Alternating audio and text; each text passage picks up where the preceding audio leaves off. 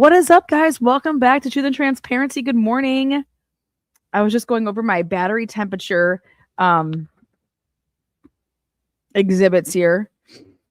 Speaking of battery temperatures, that has to do with the John O'Keefe case, Karen Reed case out of Boston, Massachusetts area, helping people out over there get that data straight. Was going through a bunch of police reports again. I've gone through most of these back in the day, and now just, people getting to see what I was looking at back then, like Mike Jones back then. So good morning. Thank you for all the beautiful messages I woke up to today. A lot of support. Woo! I mean, some big name tickets on some. I had politicians who I didn't even respond to saying, "Great job on your Turtle Boy stuff." I'm like, what? Okay. Anyways, Dr. Phil visits Nancy Guthrie's case. Here it is. Can't make it up. Dr. Phil making his touchdown. What happened to Savannah Guthrie's mom? One of those following this case closely, Dr. Phil, who spoke with Stephen Fabian about the status of the investigation. Like the rest of America, Dr. Phil says the disappearance of Savannah Guthrie's mom has left him baffled. What makes this kidnapping unusual to you? One thing a kidnapper wants to do is get rid of their abductee as quickly and quietly as they possibly can, because it's very high risk to hold their abductee. Things can go wrong. It's very concerning that they've not aggressively tried to monetize what they have, which is Nancy Guthrie. Dr. Phil, an expert in forensic psychology, says most kidnappings last only a few days. You have to have somewhere to keep them, right? Someone has to monitor them. Okay, so you know who I think would be a great source to talk to about this case? Dr. Katie. So I'm going to go ahead and message her today. Dr. Katie Spirko. Dr. Katie Spirko, you are wanted.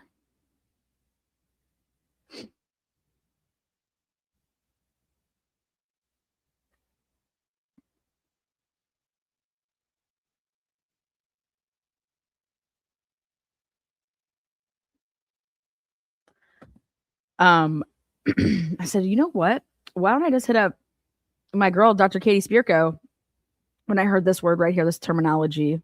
Listen. Guthrie. Dr. Phil, an expert in forensic psychology, says forensic psychology. I said, oh my God, I have a friend who's a forensic psychologist and a new colleague who I've had the most joy working with over the past couple of weeks. Like literally, like, don't put us in the same room, man. Just do not do it. Also want to give a big shout out to DB and Bella. DB, I don't know if you're listening, but DB's been crushing it, and that's all I'll say. It's just, that's all that's needed. Just straight crush city. So Dr. Phil, people are going to weigh in on, like, what's this abductor thinking? This is he's baffled. He's baffled. Most kidnappings last only a few days.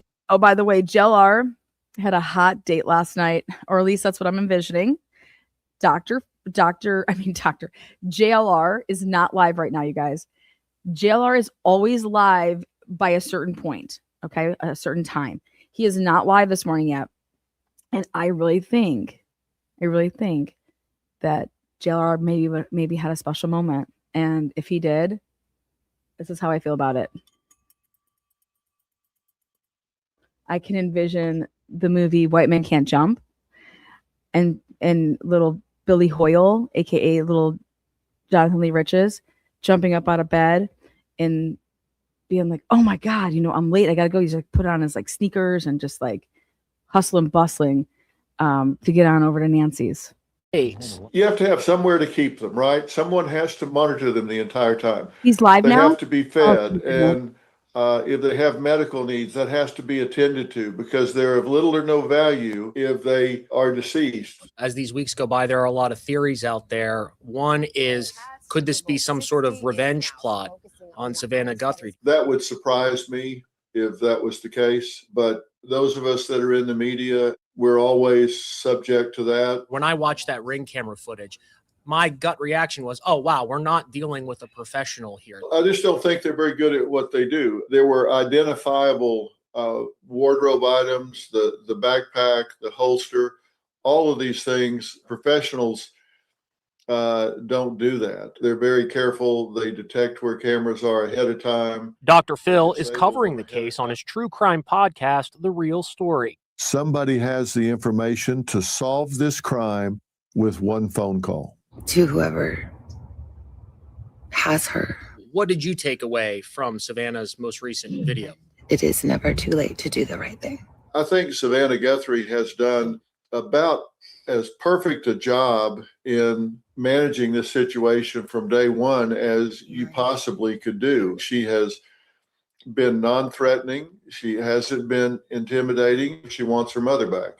And it's never too late. As of today, investigators have received more than 30,000 tips in the search for Nancy Guthrie. You guys, let's talk about these tips. What are these tips? What can these tips be about? Like, truly be about? Hey, I think I saw her. Hey, I think she was having some Subway. I mean, 30,000 tips. Holy shit. 30,000 tips. 30,000 tips. Wow. That is just so many tips, considering we have nothing that has been provided to us except the most ridiculous timeline that we basically blew up as it not being accurate.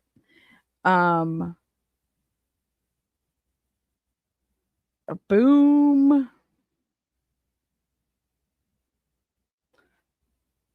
Let's see.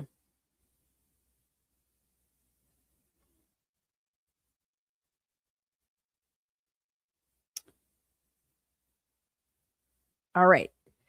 Dr. Katie Spirko has agreed to come on the show and to give us her thoughts, comparing that to Dr. Phil. Now, again, this is day 17. Quack, quack alert.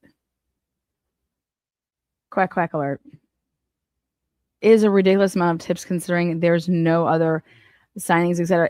I think it's just a ridiculous tip. That's a ridiculous number. But then I thought TMZ is involved. Okay. And TMZ has probably created like 90% of the tips. People that are on and watch TMZ. I know, right? DB? Woo woo. I swear, like DB, you just say his like name is like Candyman, Candyman, Candyman. You just say DB, DB, DB, and then poof, he just like appears.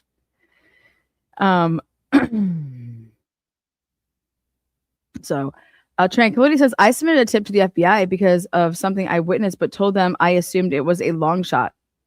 Oh, in this case, I would love to hear about it. I would love to hear about, the tips. I don't know if I told you guys this, but we attempted to get the lead sheets in the Brian Koberger case, right? We wanted a copy of all the tips.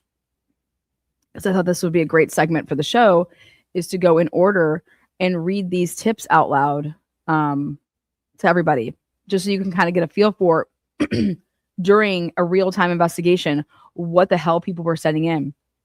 Guess how much we were quoted for all these tips? 26 G's. $26,000.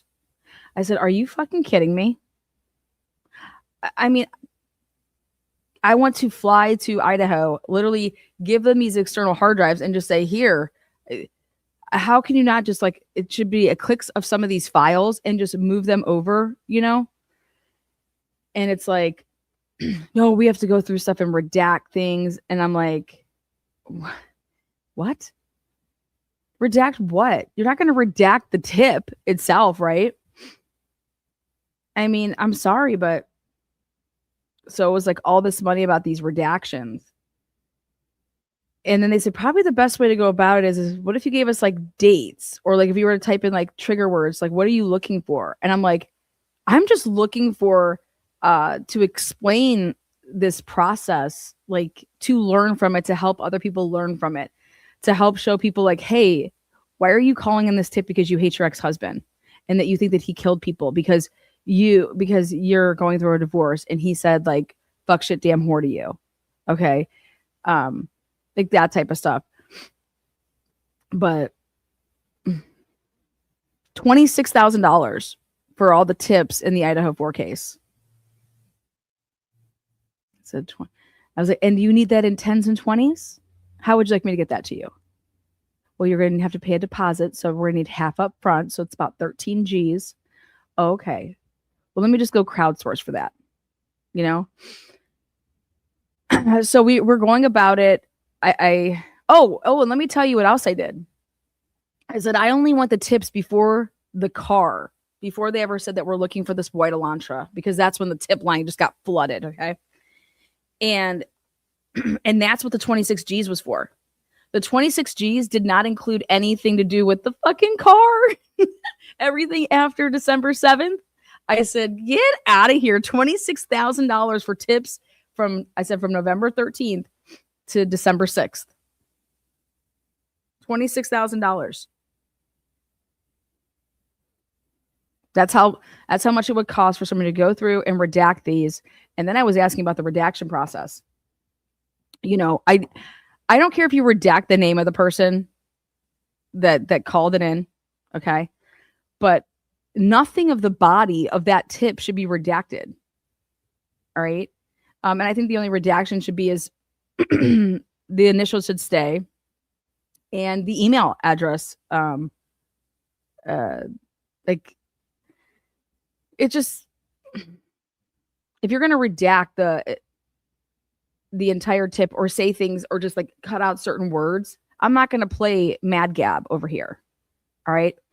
But $26,000 to just the tips up until December 6th. What's up, Willie? You know I love that ass. Truth Nation. Willie's a good friend of the channel. Willie, I hope that you and your daughter had a really good Valentine's Day. And today's Fat Tuesday, guys. So what do you guys any plans for Guthrie? Phil says any plans here for Fat Tuesday? I'm gonna tell you my plans. My plans are to literally destroy the digital evidence in the Karen Reed case. And I'm going to do it while all of you guys watch. My plans are to literally praise the investigative journalism of those that are boots on the ground. And we're going to start with JLR. Good morning. How are you, JLR?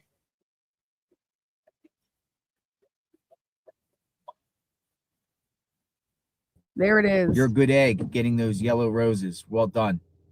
Oh, there he is. You guys, JLR just going live. He's been live for, what's this? Oh my God, look at our little man today. Oh my goodness. Did someone send him flowers, or is he going to put the flowers outside? You guys, Fat Tuesday. Yes. Shake it. Let's take a look at this. The FBI didn't say anything about being cleared. That's kind of like what people are saying. Well, the sheriff is doing what makes the sheriff feel like they have been cleared. He went and got the roses because they've just been cooperative, whatever. I'm going to take the sheriff at his word, me personally. Mm-hmm. Good job. I'm not going to apologize for previously speculating like we've been doing in a case that's unknown, and the sheriff. There you go. You know what, JLR? I'm not going to apologize for speculating, he says. Basically, what he also saying here is, I'm going to take the sheriff at his word. And if the family's been cleared, the family's been cleared. So, like, basically moving forward, I bet you that JLR is not going to be talking about that. So, it's raining there. It's raining. This is pretty much the first day where we've woke up and it's been raining, I think. That's 17 days like that. I know that they did get some rain, but we've never woke up to, look at this. So 17 days. That reminds me of Key West, you guys. When I lived in Key West, I absolutely love Key West. And I remember saying to myself, like, dude, how is anybody like ever in a bad mood here? Like sunshine is just like, it just, you just can't help but like be like, yeah, like it could even be cold, right? But sunshine is just like something about it. And like, how do you ever like, now days like this, you're just like, right? So I think he got his late start because he was like, look at this shitty weather. Says at the beginning, no one has been cleared. Where statistics show, usually in these type of cases, it's family or someone close to the family involved. The chances of a stranger, an outsider doing this is slim to none. But at the same time, I'm going to take, as for now, I'm going to take the Okay. So what we're going to do is we're going to do a morning activity today. You guys are going to help. And the morning activity involves possibility versus probability. Okay. Something that's probable versus something that's possible. Now, everybody knows that if you're going to be still alive, day 17, right? So we're going to have an alive column and we're going to have a past column. Okay. And if you are alive, like if Nancy Guthrie's alive, now there are certain things that would have to happen here, right? Number one thing that I'm going to put on the list is food. Okay. Nancy Guthrie would need food, right? Number two, we're going to put medication, right?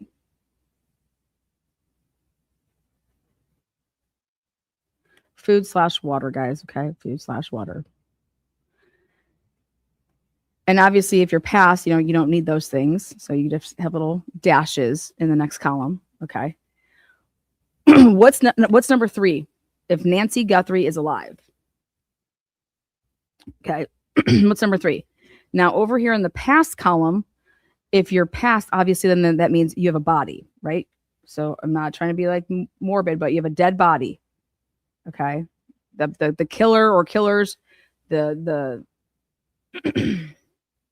kidnappers, they would have a dead body on their hands. Okay. They would also then, so that's number 1 for me with the past. And you would also have the victims, right? DNA / well, we'll put belongings next.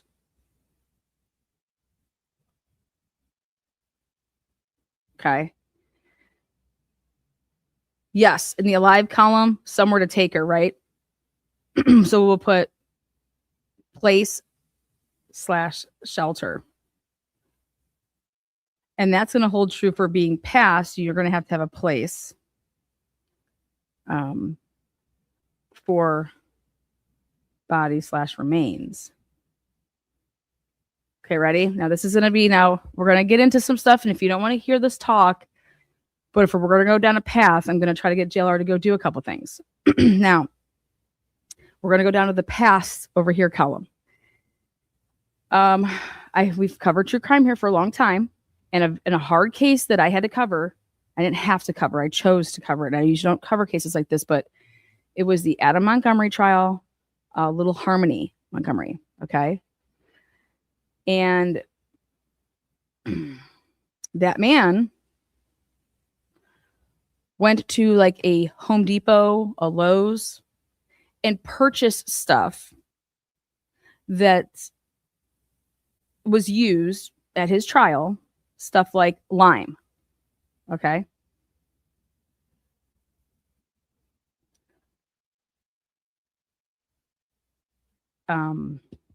He also purchased tools.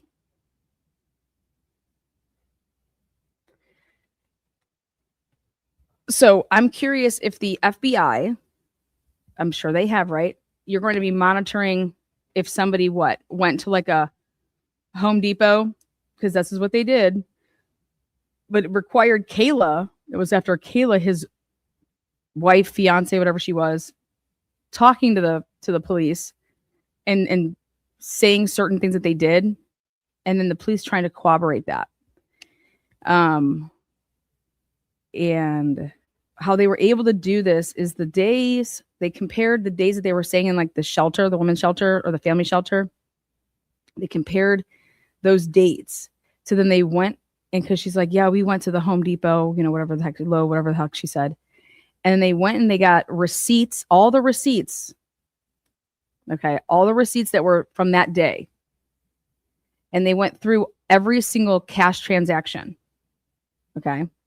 And they were able to find a receipt that had certain items on it. And like they legit used that in a trial. And I would have been arguing a whole hell of a lot more than I felt like his lawyer did with the admissibility of that. But anyways, so I'm going to put over here in the past column, Lime tools / like receipts for items that would be, you might want to flag as what the material can also be used for besides whatever somebody can say that they're using for. Okay, so let's go back to, so that would require the dates of basically, we'll put February 1st to, you know, today. And you would go to like the Lowe's, the Home Depot. It would flag stuff. At least this is what the FBI can do. So if you go back to the alive column, we have, if she is alive, she needs food, water, she needs medication. 3 is a place / shelter. Do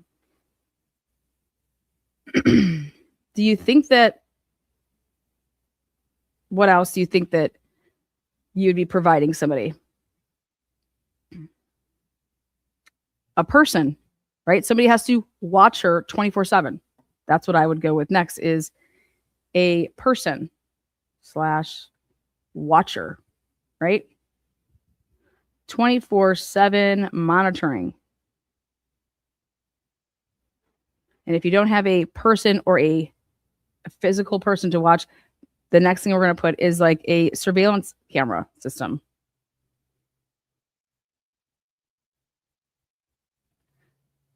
Next, I would put that you need privacy, right? You would need privacy. You cannot do this in a, you know, assisted living home with 100 motherfuckers. So you would need privacy, right? So what gives you privacy? Now we're going to have a subsection here. And so I'll start off by saying something like, I don't know, land, secluded house.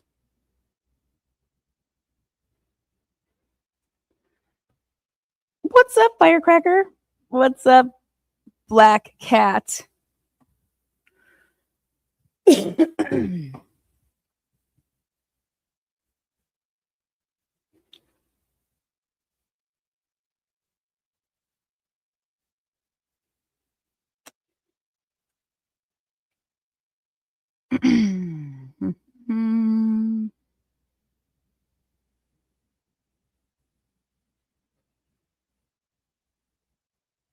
She needs crossword puzzles, says TV. A person with nursing skills. Let's add that, right? So it's kind of going to go with our equipment.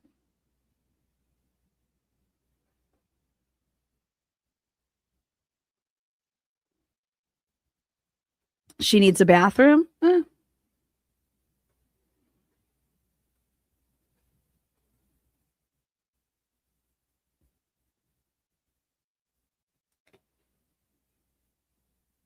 So what else with privacy? We're going to go ahead and put it down here. We're going to put they want to call them storage units. Okay. I would not be. We're going to put it here though.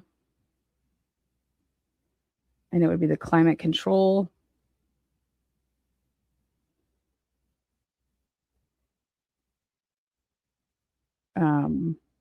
But if you have surveillance like that coming and going, that's why I think the storage unit is a big X no for me. Okay.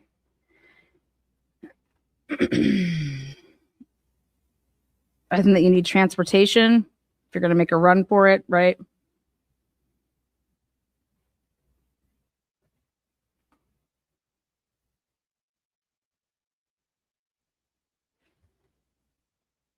How about this? You need money, right? You need cash. You're going to be doing everything in cash. Everything in cash. Right? You wouldn't, I mean, are you going to be that dumb to like use a Cash App card or like a credit card or a debit card?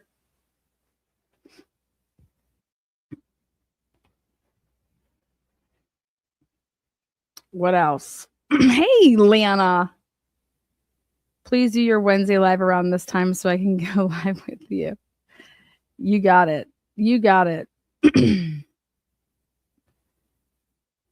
J.R. Embry says a shovel. That goes with tools. We'll say that. Has clothing, underwear been said? Yes, we'll add. We'll add to, we have food, water, medication, a place/shelter. You need a person or a watcher 24/7. I also put surveillance system, but I put a question mark next to that because you wouldn't, like, I mean, that's going to leave evidence, right? One day. So would it be more of like a or Jimmy rig surveillance, an old school type one? Like walkie-talkies that aren't over radio. We'll add clothing.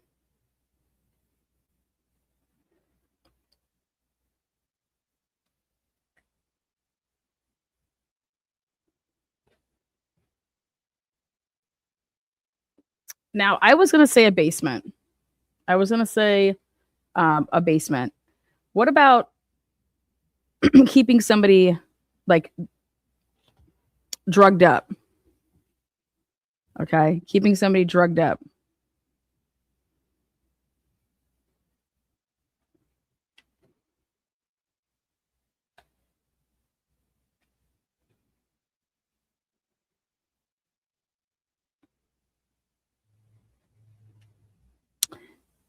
Thank you there, Karen.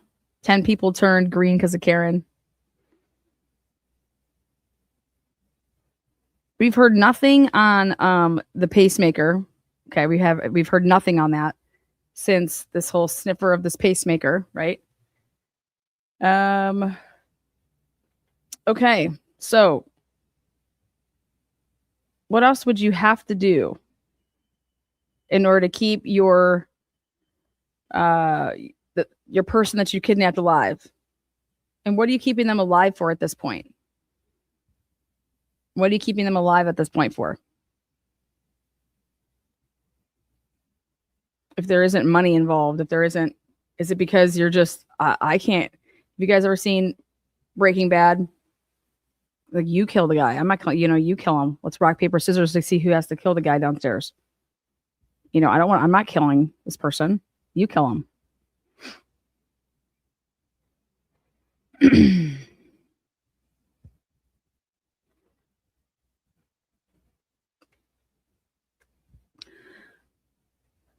Now let's go over to the past column. Okay. And now if they've passed, right? You have a dead body. You have the victim's DNA. You have the victim's belongings. Okay.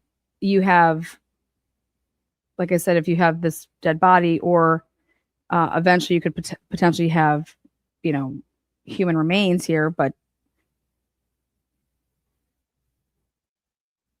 you could potentially go out and get tools because you're going to have to discard the body, right? And then you're going to need cleaning supplies.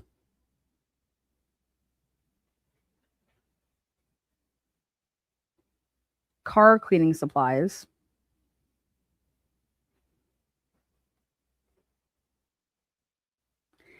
You're going to need privacy to be cleaning out the car.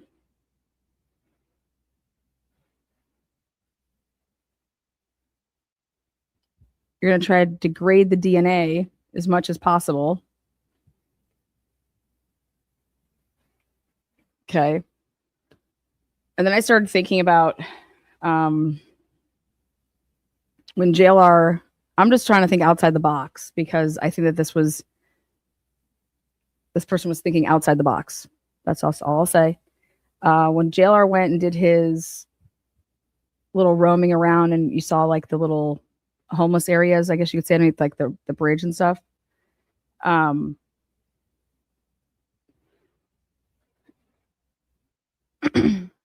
there any places in Tucson where literally you could put somebody and make it seem like they're a homeless person that then had passed away, right?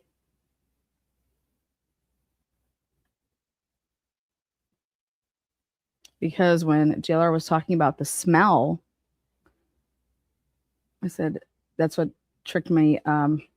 That's what tipped my brain to think of, oh, the areas where like the smell wouldn't be overwhelming. Like what in Cleveland when we had the guy that was, what was his name? Anthony Saywall. He was abducting the girls and bringing them to his house and burying them in and keeping them in his house. And it was right by the Wonder Bread factory down there, or the sausage factory. I can't remember. Anyways, people were calling in Cleveland saying, dude, there's a smell, the smell. And they were blaming it on this factory right there. Here this whole time, nope. It was because I'm like, how can you mistake a factory sausage making place for decomposition of bodies? Pretty nuts, huh?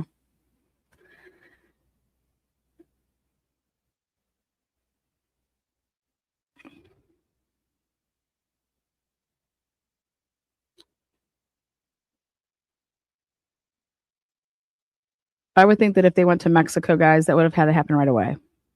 Not too many basements, but lots of old mines and caves.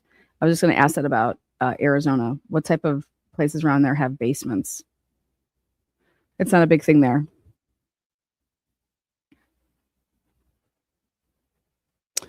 All right, so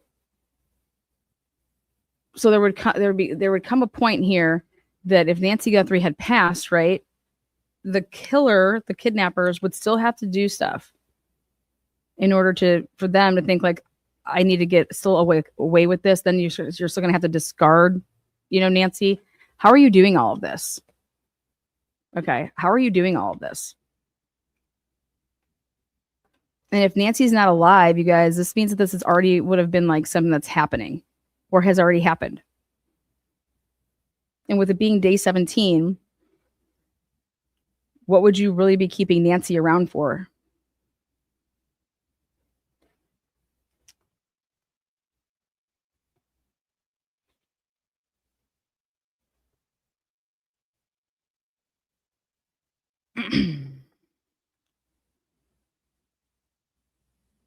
So unless this person bought all this stuff before February 1st, January, whatever the last day was,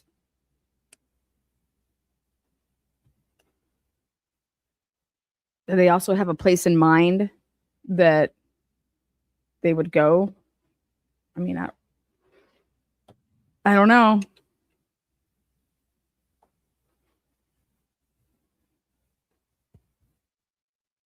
Yes, I mentioned a vehicle. Mm-hmm.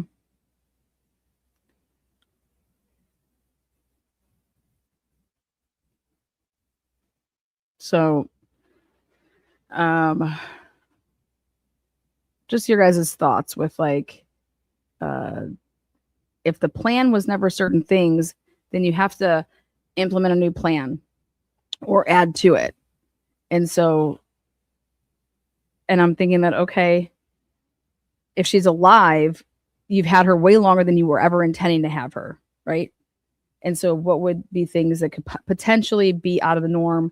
And remember I said back in the day, I said, hey, why aren't they hitting up grocery stores in the area? If they truly think that she's in the area, because people would be coming in and buying stuff that they normally don't buy. Okay.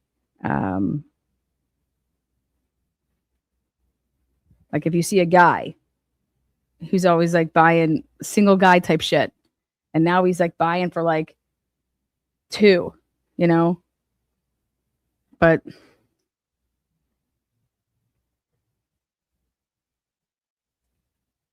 so, but this has gone on, no doubt, in my opinion. If the ransom letter was real, okay, or if there was really a ransom video, this has gone on way longer than anybody. This wasn't the plan. So either she's dead and they had to do things to get rid of her body, get rid of her DNA, get rid of her belongings that they took. They would need privacy for all of that. It's not going to be in some apartment complex. It's not going to be, you know, in somebody's house where they're having company over all the time. Right? So, what about this? Can they reverse engineer some stuff? So let's talk about reverse engineering. Can you reverse engineer? So if you have a license plate reader, can we go ahead and do this? Can we take from January 1st until January 29th, right? Is that the day? 30th? Okay. Go ahead and look at, take the license plate reader for that month and then compare it to from February 1st to February, what are we at? Whatever today is, 17th. What vehicles that show up on the license plate reader on January 1st, at least one time per week from January 1st to January 30th, they have to be on a license plate reader in that area at least once per week that are no longer from February 1st to February 17th at all. Can we reverse engineer this to say, how about the process of elimination? Okay. Can we say, all right, if they were casing her and her movements, that would require somebody going over there in January, right before this is going to happen, and being seen and a vehicle being seen on a license plate reader. Doesn't matter where it's at and how far it is away from the home, as long as it's within. We showed you that area where where JLR was down. So can we reverse engineer and say, okay, here's all the license plates that have been on the reader at least once per week, okay? And we want to compare it to take now the license plate reader from February 1st to February 17th. Which ones are not on it at all? At all. And so you would just, start crossing stuff out. Okay, hey, these ones we never saw again, but they were at least on the license plate reader once per week prior to that. And these ones were never on it again. From February 1st to February 17th. Like, this is the type of stuff that I would be thinking if I was in the situation. Like, hey, Lana, how would you find Nancy? Well, I don't know all the stuff that you're able to say, or I don't know all the stuff that you have, but I believe that she would have been followed to the point to understand her routines. But then I said to myself, well, you don't need a routine if you're going to take somebody at 2:00 in the morning, right? But au contraire, I said, but what day of the week would be the best day to take her because of what she has to do the next day? That's going to give me the longest time before somebody realizes that she's missing. And so that they would then say, okay, yeah, Saturday night, because she's usually up bright and early in the mornings, and she's already she's using her phone, and she's always texting or calling, Savannah and them say good morning, something like that. Or she goes to, but something that would be earlier. So I would start eliminating those days. Okay, the best day for me to take her would be a Saturday night. And it's because we have her missing, or she's alive and well and fine, what people would think. until 11 versus 7 in the morning. Okay, great. So yeah, I think there's a chance that this person would be on the LPRs in the month leading up to it. So then I would just eliminate to see if, okay, I don't think that this person came back to the area, at least within that LPR. And so I would want to eliminate and see, all right, who wasn't on it? Do you think that this is something that they would have done? Then if there's an outline of a vehicle that they think that they have something, okay, hey, we can tell it's an SUV versus a car. Okay, so then wipe out the cars. I'd also wipe out, then you're going to have this list and it's going to have females. Okay. If I got to hone in, I'm going to say, okay, we're going to set aside the females unless their partner, okay, is a male who lives with them and doesn't have a registered car in their name. Okay, then they can stay on it because then that tells me that they share that vehicle. But you would just start eliminating and seeing who these people were. No. Do they have any criminal backgrounds? Where are they from? Should they even be in that area? Then compare how many times that they were on the LPR prior to that month that you compared it to. God, we've never seen this person on this LPR. Oh, wow, interesting. Okay, put it over here on this, start separating shit.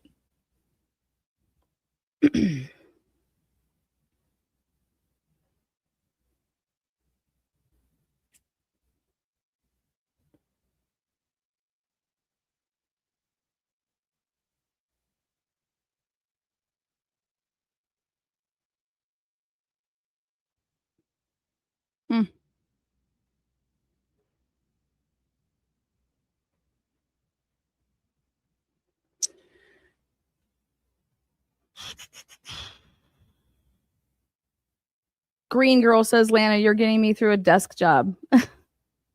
Awesome. Woohoo.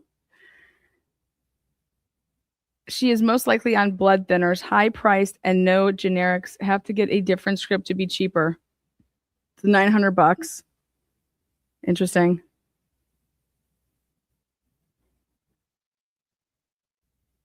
Wow.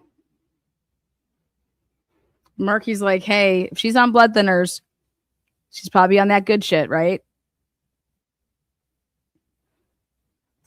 So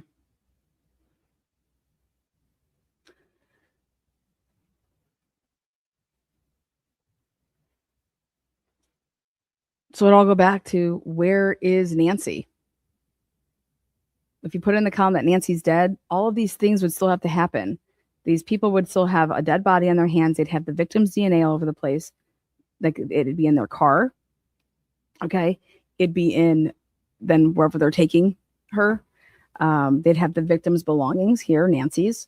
They would they have picked out a place for her remains if things don't go out? Like, would they have already planned on where they were going to be doing that? If you plan on crossing the border, I'm sorry, you would have to do that immediately.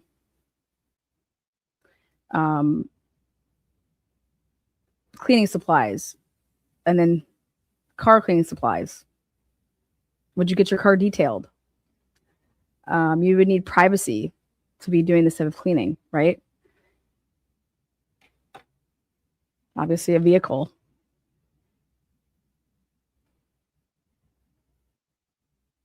And I can tell you that you probably would do what? You wouldn't return to that area.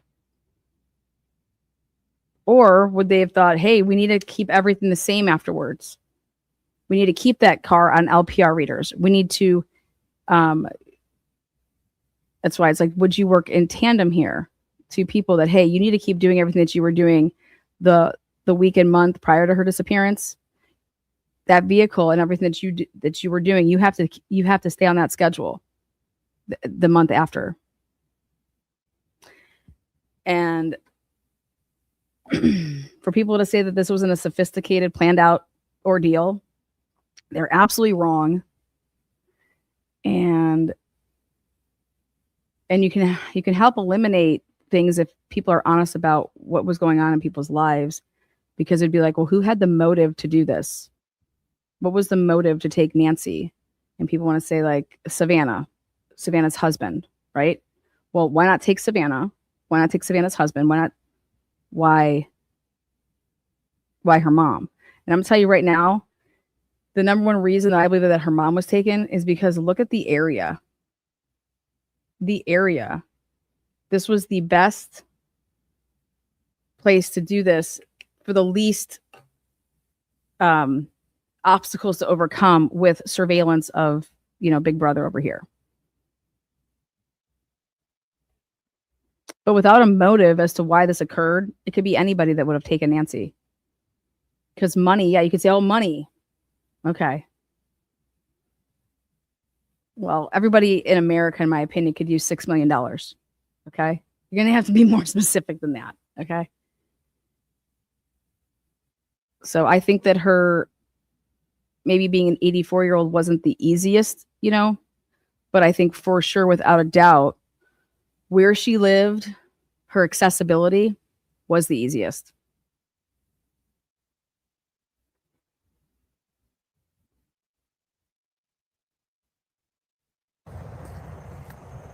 I think the flowers would have plenty of water because it was raining. The other ones. It's interesting. So they went to another neighborhood and he said be key to cracking this case. And just a short time ago, I spoke with a couple who's lived here on Jinamadas since the 80s, and a couple of days ago, authorities arrived at their home.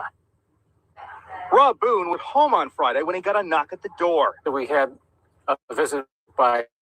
Oh my God, Dennison, that's here in Ohio. Oh my God, yes, girl. Dennison, baby. Over there in good old Granville, Ohio. Private college. Really expensive. that were, I guess, canvassing the street, checking to see if people had cameras, and they saw our camera here by our garage, which actually, unfortunately, doesn't have a view of the street. Going to be triggered when someone comes close to our garage. It's set for motion detection. More than 2 weeks after Nancy Guthrie's disappearance, there is an urgent plea from investigators. Tucsonans living in this quadrant need to send in any home camera footage from a particular time frame to the FBI or the Pima County Sheriff's Department.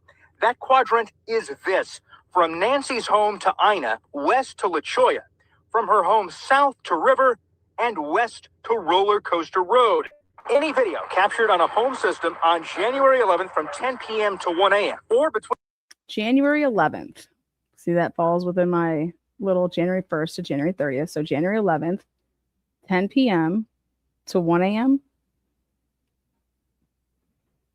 between the hours of 11 p.m. on January 31st through 4 a.m. on the 1st, the morning that Nancy Guthrie went missing. Authorities say the video is critical and will help get leads on suspicious 4 a.m.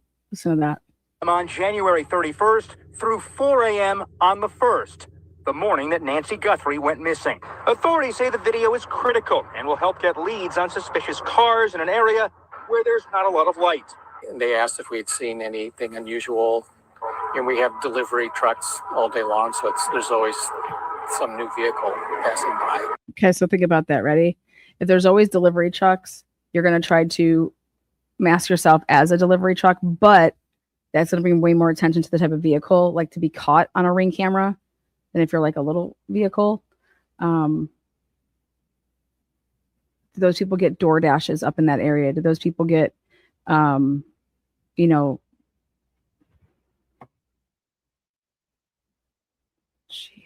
The Boones say they plan to take another look at the footage. If they see something fishy, they'll send it in. It's just incomprehensible, and of course we just want her to be found. Okay, so listen to what they're doing. They're asking people to look at their footage, okay, versus, hey, we're gonna go get a subpoena, we're gonna go get a search warrant for that, we're gonna go get a subpoena for that. Okay, normally what they do is, so we're gonna entrust, hey, you go through your own camera. I guess I just don't understand why it wouldn't be, hey, this is the FBI tip line, showing these people how to digitally download it, right? And so it's just an easy upload for them, or that we come and we take the surveillance. Okay. We ask them if we can just, hey, can you just sign this consent form? Right? Can you just sign this consent form so that we can have your video cameras from us, January 11th from 10 p.m. to 1 a.m. and January 31st, 10 p.m. until 4 a.m.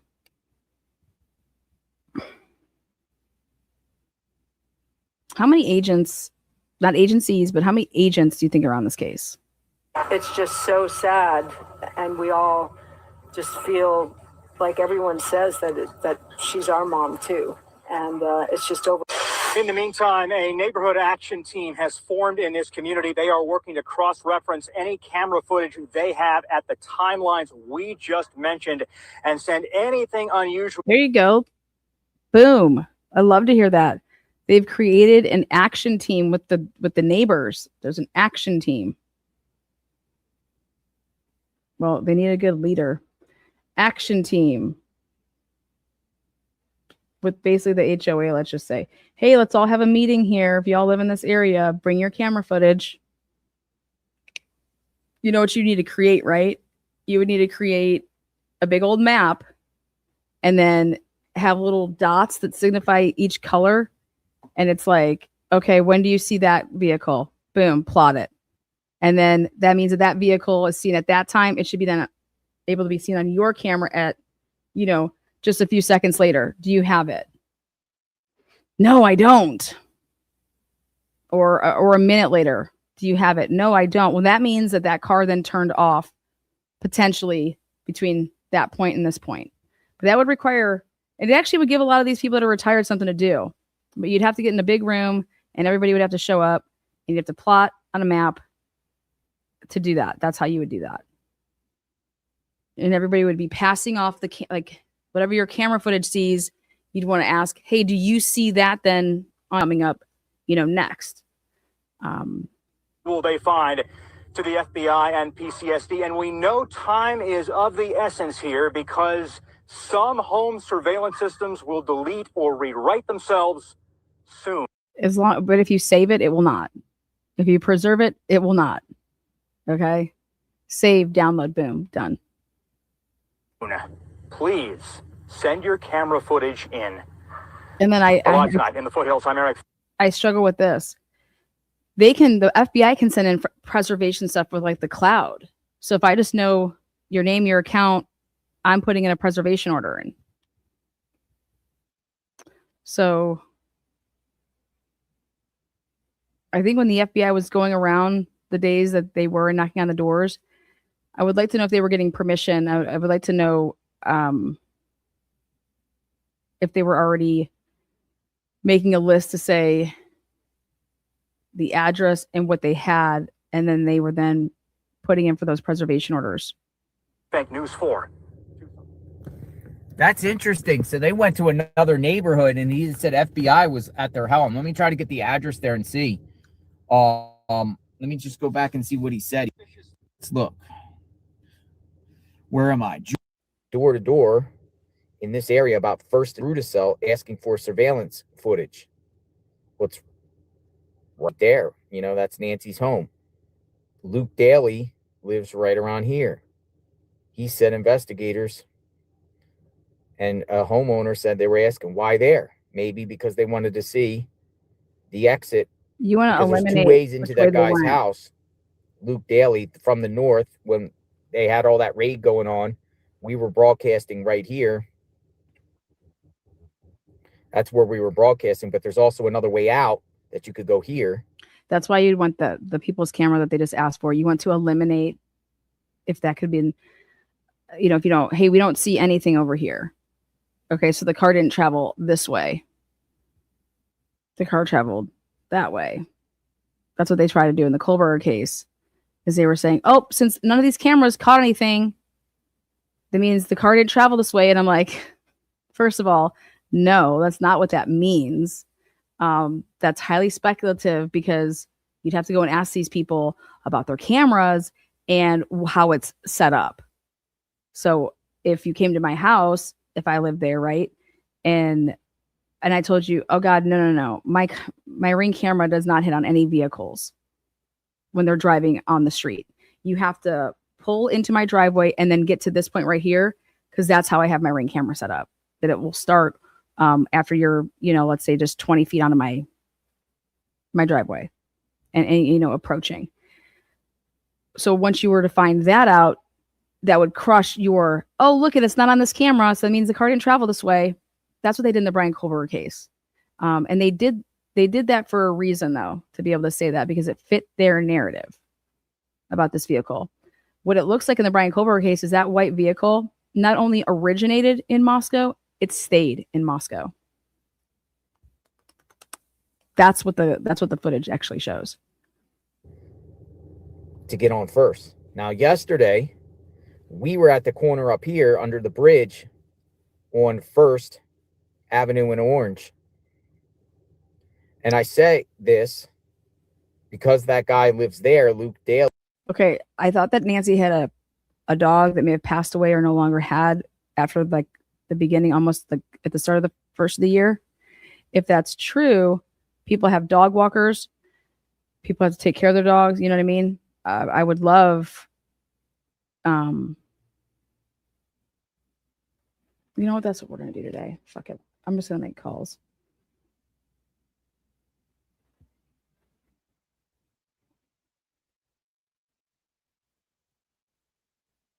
Area groomers.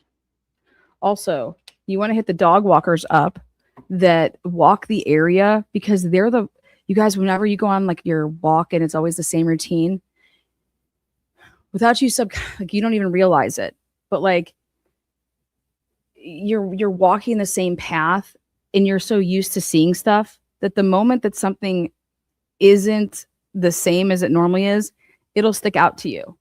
And dog walkers, if they have dog walkers in that area, anybody that's a walker, they should be talking to those people, because they would notice if something was out of the norm from what they normally see on their routine walk. And if they go with somebody, are they talking to somebody? Do they have earphones in? And his mom in this area up here. So let's see this involved. It's Luke Daly, when investigators are asking residents near his home for surveillance. Luke Daly. Him and this Kayla individual. He's got green eyes. SWAT is on the move. Is SWAT on the move? Sheriff, though. So.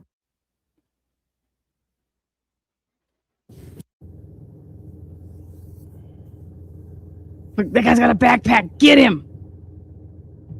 Let's see what else we got. Rolls out, we'll roll up. I don't know if she had a dog. I'm saying that if any of that's true, then you'd be hitting up the groomers. Luke Daly.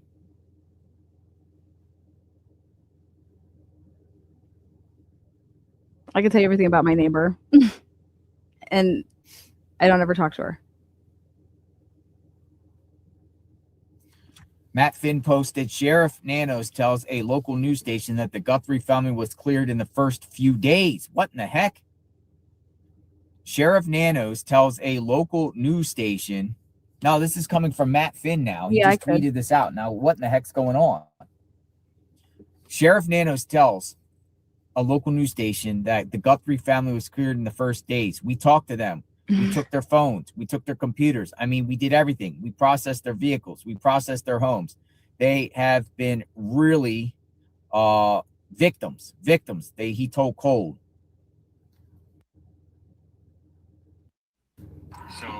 So Sheriff gave, he basically right there, that's Nancy's home. Luke Daly lives right around here. He said investigators and a homeowner said they were asking, what's Lensner Research? Why there? Maybe because they wanted to see the exit, because there's two ways into that guy's house, Luke Daly, from the north. When I'm gonna text something else out really quick.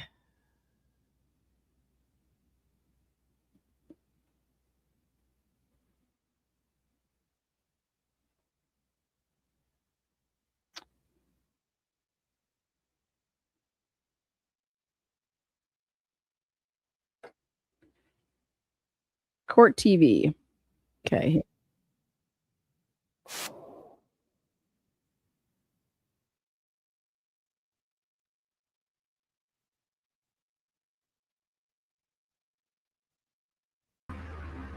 I'm Vinny Politan, the subject every day, every night, but still requires daily medication, and authorities insist could not have simply walked away.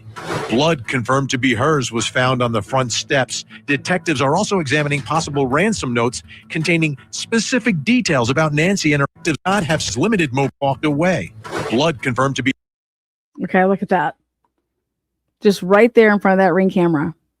Nowhere else. Just right there. Hers was found on the front steps. Detectives are also examining possible ransom notes containing specific details about Nancy and her home, though officials have not verified their authenticity. Savannah and her siblings have publicly vowed to do whatever it takes. So, Vinny, that was February 5th, and now we know our suspect. This is our guy. We know, or our gal. We just don't know that. And it's really kind of reckless to report that someone is a suspect when they could very well be a victim. It just, I bring to you, to the media, I plead with you to be careful of what it is we put out. It's from that video we were just looking at. You see the masked man. Okay, this is a person you guys have asked me about this. This is somebody out of Houston that did this. Okay, Houston.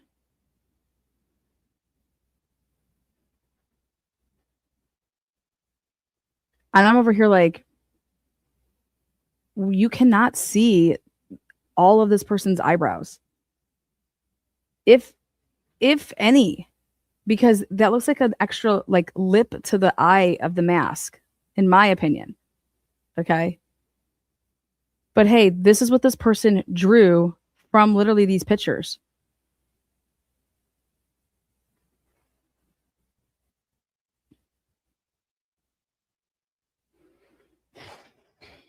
In there compared to the suspect sketch. You know, you might, if you look closely, you might be able to see some facial hair poking through the open mouth area of that mask. I think this person looks like, how are you able to put this type of hair on him?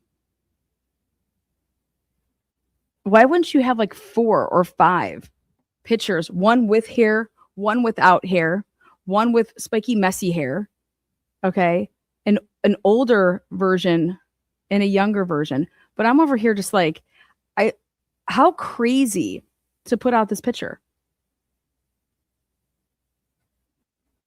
I mean, you guys, and then who would ever be on a jury and say like, oh, hey, you draw the picture. This is what you have. And then you can just, it's like a kid. It's like a kid of, a kid activity at school at 2nd grade. Here, guys, this is a person in a mask. Draw what you think he looks like.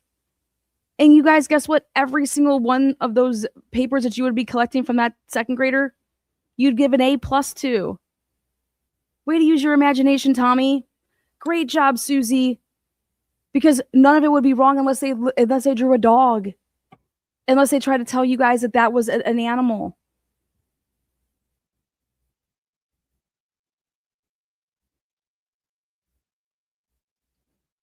But Vinny, I'm sure I just can't believe this is being passed around. I cannot believe this. that this sketch will lead to maybe a significant lead in this investigation. This is going to lead to a significant lead. You guys, in the Richard Allen case, they didn't let a sketch in of a guy that was seen by people, and multiple people gave, hey, sit down with the sketch artist. Where they actually like saw.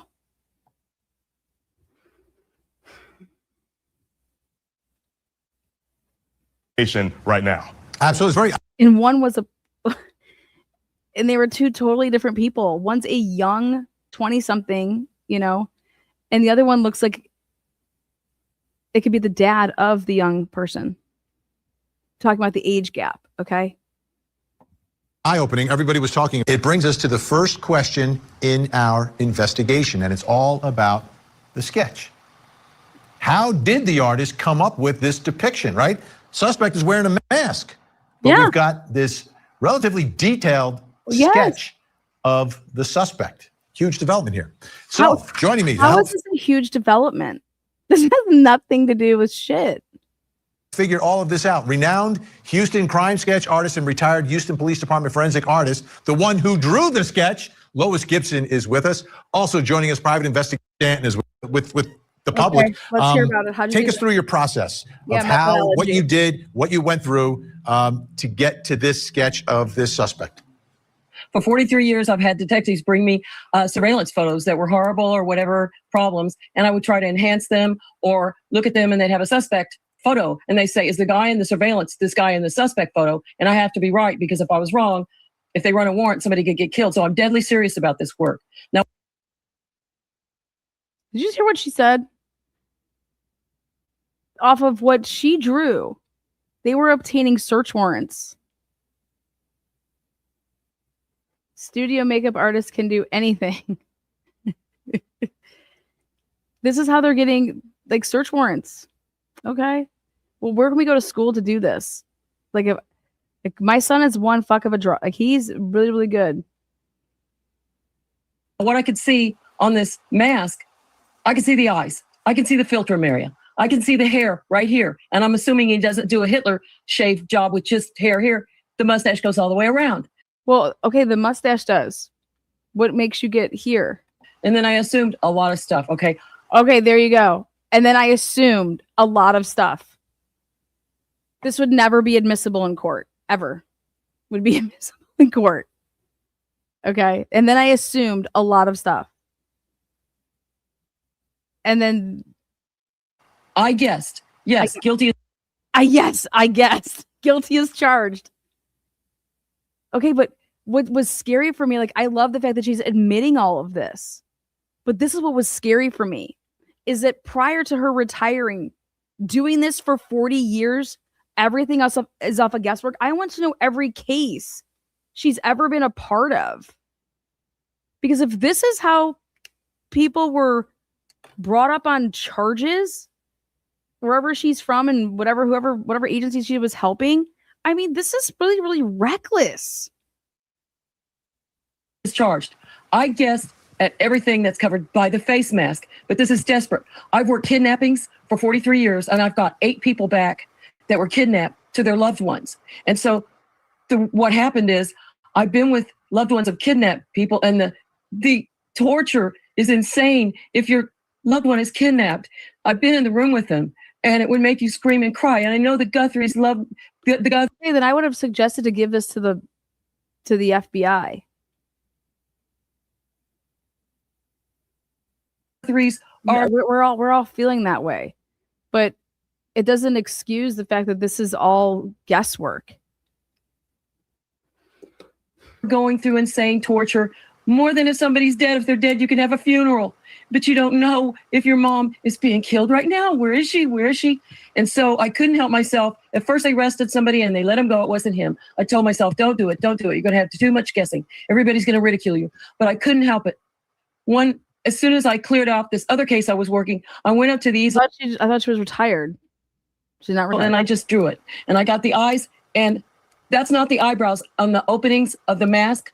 That's a shadow, but you can. Thank you. Thank you. Right there. I said it. I said those are not eyebrows, you guys. That is the outline of the mask. Okay. And that's not his perfectly trimmed eyebrow. She just tells us. She just tells us that. So anybody out there that's talking about that you can see the eyebrows, you cannot. See on one of them, you can see a tuft of an eyebrow. And I assumed it was going to match the mustache color and thickness. So there's some pretty thick, standard shaped eyebrows. Pretty thick, standard. Well, it's Luis. Exactly. Thick eyebrows. She refers to them as thick eyebrows. She doesn't say bushy. Standard eyebrows. Yes, I can see the eyes. You get rid of that big white shine in the middle of the iris. I got the irises. Mathematical probability, they're brown eyes, like the rest of the population of the world. Mostly brown eyes. The nose, I threw on a standard nose, but as he's profile, you could see it's not a big hook nose. It's not a big nose. It's not even really wide. And then I got a top lip and a bottom lip, the center part of the top and bottom lip, and also the philtrum length from the bottom of the nose to the top of the lip is a crucial metric because that philtrum can be the same size on a baby as on a 7-foot man. So if you got that philtrum, you're going to have a big indication of the proportion. Then I got a little bit of the bottom lip. I feel like that's missing here because in the picture that she drove, you can't see that little part that she's referring to. I don't think it sticks out enough here on this one. I mean, look at these lines here. Threw on an average chin, and I assumed, wow. I threw on an average chin. I threw on a nose. I think that nose looks, I mean, it doesn't hook or anything like that, but I think it's a little bigger. That thick of a mustache, he's going to go ahead and do a goatee, and now he might do. He's going to go ahead and do a goatee. I think he has a 5 o'clock shadow all the way around. There's nothing thick. I think it's just he's got that just 5 o'clock shadow. His hair might disappear right here, and it may not be attached, and maybe he doesn't have a beard. But you know what? I want to get these people back to their loved one because I've seen people be tortured by not having their kidnapped loved one, and I couldn't help myself. I've worked 5,089 cases. 5,089 cases. 43 years.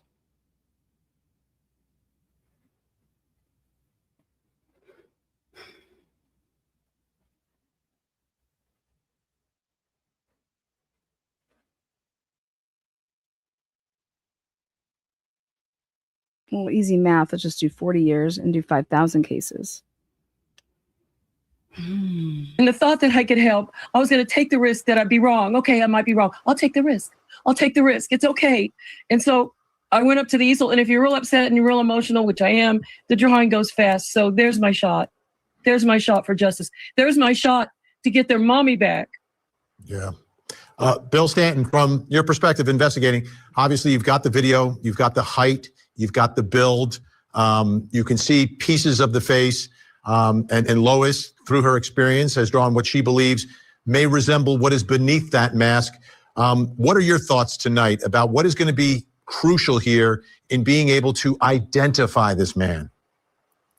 Well, Vinny, thank you for having me. And Lois, you definitely quantified, your reasons and your methodology of doing the art. I can't even believe that he just used the word methodology and that hey, you qualified your methodology, which is guesswork. She qualified this as guesswork. 1,000% I guessed. 1,000% it was all made up. What I think is what we're all doing, all hands on deck, trying to add to it. What I would add about the photo, the drawing rather, is I would treat it as a guide, not gospel. Very intelligent remarks, how she quantified it. Lois, I would ask you to follow up those pictures without the mustache, without the... Thank you. It should be like you should have had 5 options here. Like that's what would make it more powerful. That perfectly said. 5 different models here. Okay. Doing variants because this perpetrator very well may be looking to change his appearance. I would tell you as a guide, not gospel. If all of a sudden you see someone with a mustache and then it disappears tomorrow, you may want to do the head tilt and think about it and call in that tip. But it's going to be all of us. I see mistakes being made across the board, but there's so much information coming in. The investigators in the trenches need to be myopic in their vision and really filter what's coming in and focus on what they feel are the greatest, strongest leads. So, Lois, just going to your background, normally you are drawing based upon eyewitness descriptions versus trying to extract something. Have you ever done anything close to this where, part of a person is captured maybe on video or perhaps even someone with a mask? Yes, I have. For 43 years, I've done dozens. And also I did the kissing sailor identification, and all you can see is a piece of his face while he's kissing the nurse after World War II, just a piece of his face. And I have done things like that. And I've done facial reconstructions from skulls, which all you have is the bones and you don't have the hair. And I've always been successful. The last 16 skull reconstructions I did identified the person. And your other guest, you're so right. You're so right. I thought about it, and I should have done versions without a beard. Maybe clean shaven. You're so intelligent. Well, the case hasn't been solved yet. Case has not been solved yet, Lois. So you have time to do it. And please, as soon as you do it, share it with us. Thank you, Lois Gibson. Appreciate your time and your passion as well.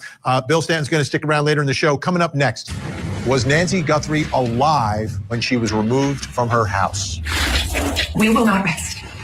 Your children will not rest. About her condition. She's 84 years old. As I listen to that, it seems to me that police authorities could be able to from her house. Can that app and the data there give us the answer to that question? Joining me, Associate Professor of Medicine at Leland Stanford Junior University, also known as Stanford University, Dr. Marco Perez is with us. Dr. Perez, thanks so much for joining us. Let me start here. That app, she has the app that connects when she's close. All right, really quick, guys. Those of you guys that have been following me in the Tepe murder case, breaking news is I did just obtain the body-worn camera from the Tepe murder case investigation, which was from the 12/19/2025 incident. So I will be going over that. So those of you guys that have been following me with that case out of Columbus, Ohio, this is the call that came in almost 2 weeks prior to the murders, which was somebody was attempting to break in and knock on the door and all that crap. So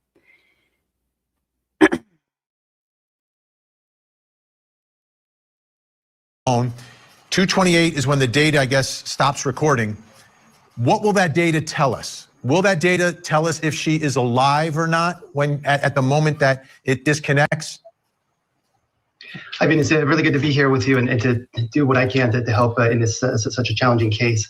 Unfortunately, the data that is transmitted from the pacemaker to the app is quite limited. As you can imagine, there are a lot of sensitivities around security, but also battery life. So the manufacturers are very careful about minimizing the amount of data that is transmitted to these apps, mainly because we don't want to overtax and drain battery from these pacemakers. So when the pacemaker connects with the application, and it does so about once a day, it only transmits pretty basic information like battery life, but it does not necessarily transmit information such as an ECG or heart rate or anything like that. Every 3 months or so, it does a much bigger data transmission with a lot more detailed information that then goes to the clinician. But what gets stored in the app itself is quite limited. So from your perspective, there's not going to be any way to determine whether or not she was alive. There certainly wouldn't be a way to tell whether or not she was sleeping and then she woke up. I think a lot of people are thinking it's like an Apple Watch and it gives you all this data. That's just not the case, is what you're telling us. It's just not the case. It's not like an Apple Watch where every few seconds or minutes you have a heart rate that's recorded via light sensors in the back of your Apple Watch that then get transmitted to your phone and get stored in your application, your health application there. This is very different. This is really meant. The daily checks that are done in these communications between the pacemaker and the phone are really meant to alert patients and their clinicians if there's, say, a very dangerous heart rhythm or something malfunctioning with the device. So these emergency alerts can get sort of transmitted. But vital information like heart rate is not transmitted, and it's not that if you have this application, you can't just look at the application and see what the pacemaker has been measuring on a minute-by-minute basis. Okay, now how about someone who has a pacemaker? Are there certain medications that you need to take to stay alive, or are there medications that you take sort of to help everything work better and prevent bad things from happening? Yeah, not necessarily. I mean, a lot of patients who have pacemakers have a lot of other medical conditions, things like high blood pressure or problems in the arteries around their heart, things like that. But the pacemaker is really designed to function on its own. So typically somebody who has a very slow heartbeat needs a pacemaker so that it can stimulate the heart to beat a little bit faster or beat normally. But there are no medications that are required for the pacemaker to work. It can just work independently. It doesn't need to be connected to the application or a smartphone, and it doesn't need other medications to work properly. And one final question, Dr. Perez. What would be your biggest concern if you were her doctor and knowing that she has a pacemaker and she may be being held against her will in conditions that are not great, and she's 84 years old, what would be your biggest concerns?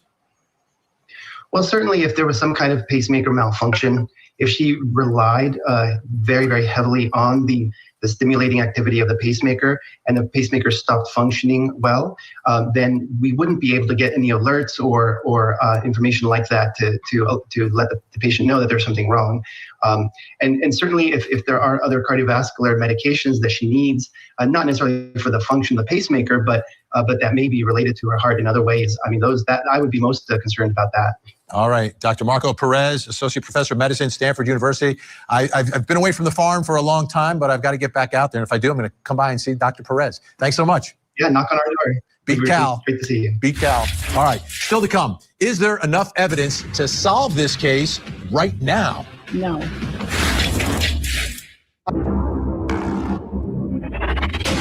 Following up. And obviously that evidence, including some DNA that was sent down to the lab, being analyzed. I'm sure they're analyzing the glove, looking through records for the backpacks. So with the evidence in hand, it brings us to the next question in our investigation. Is there enough evidence to solve this case right now? Like the evidence they have now, with some analysis of that evidence, is that going to be enough to lead to an arrest? Joining me, host of the Hidden True Crime podcast and YouTube channel, Lauren Mathias is with us, and still with us, private investigator Bill Stanton. Oh my God. Oh my fucking God. Holy shit. Oh my God. You got to be kidding me. You've got to be kidding me.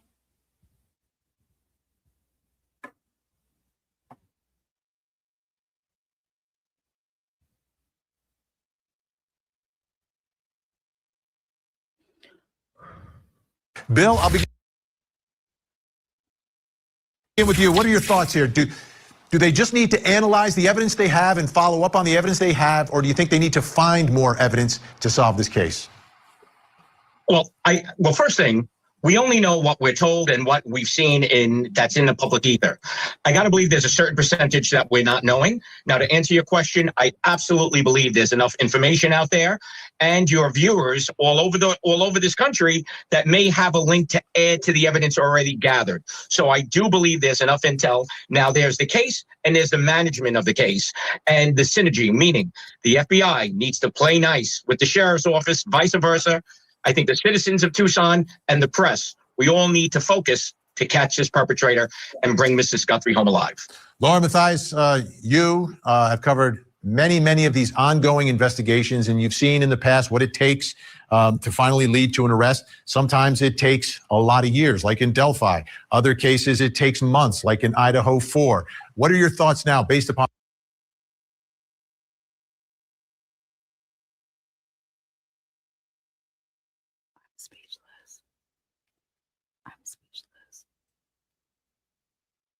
on what we've learned and what we've observed and see play out there?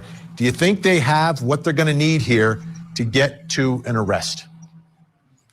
You know, Vinny, I think they do. It's interesting that you actually brought up Delphi because those two little girls went missing 9 years ago today. And the biggest evidence in that case was the video of Bridge Guy. Everybody knows Bridge Guy. They essentially... The biggest evidence in that case was Bridge Guy, the video. Oh my God, not the DNA evidence. That there was all this other DNA at the crime scene, not a speck of Richard Allen's. This is unbelievable. It hasn't even mentioned Nancy's case yet. I'm going to talk about, that you brought up Delphi. That was the biggest piece of evidence taken by, Abby and Libby themselves. And we have now Nest Cam of this person or one of the people, right? There's a persons of interest out there. We don't know how many people are involved, but we've seen one. Then we've learned today that there is actually DNA inside the house that doesn't match Nancy and that it doesn't match anyone close to her. So who does that belong to? If that comes out to match somebody on this Nest Cam, and it's amazing what we should... Where's IgG? That's one thing you would be saying here. If there's DNA inside the home and it's foreign DNA and IgG as good as they say that it is, we expect the FBI to go rogue here, Or is that what's not being given to the FBI is the raw data of the DNA for them to send it to their lab to make their own SNP profile for them to then enter it into every single database. Okay.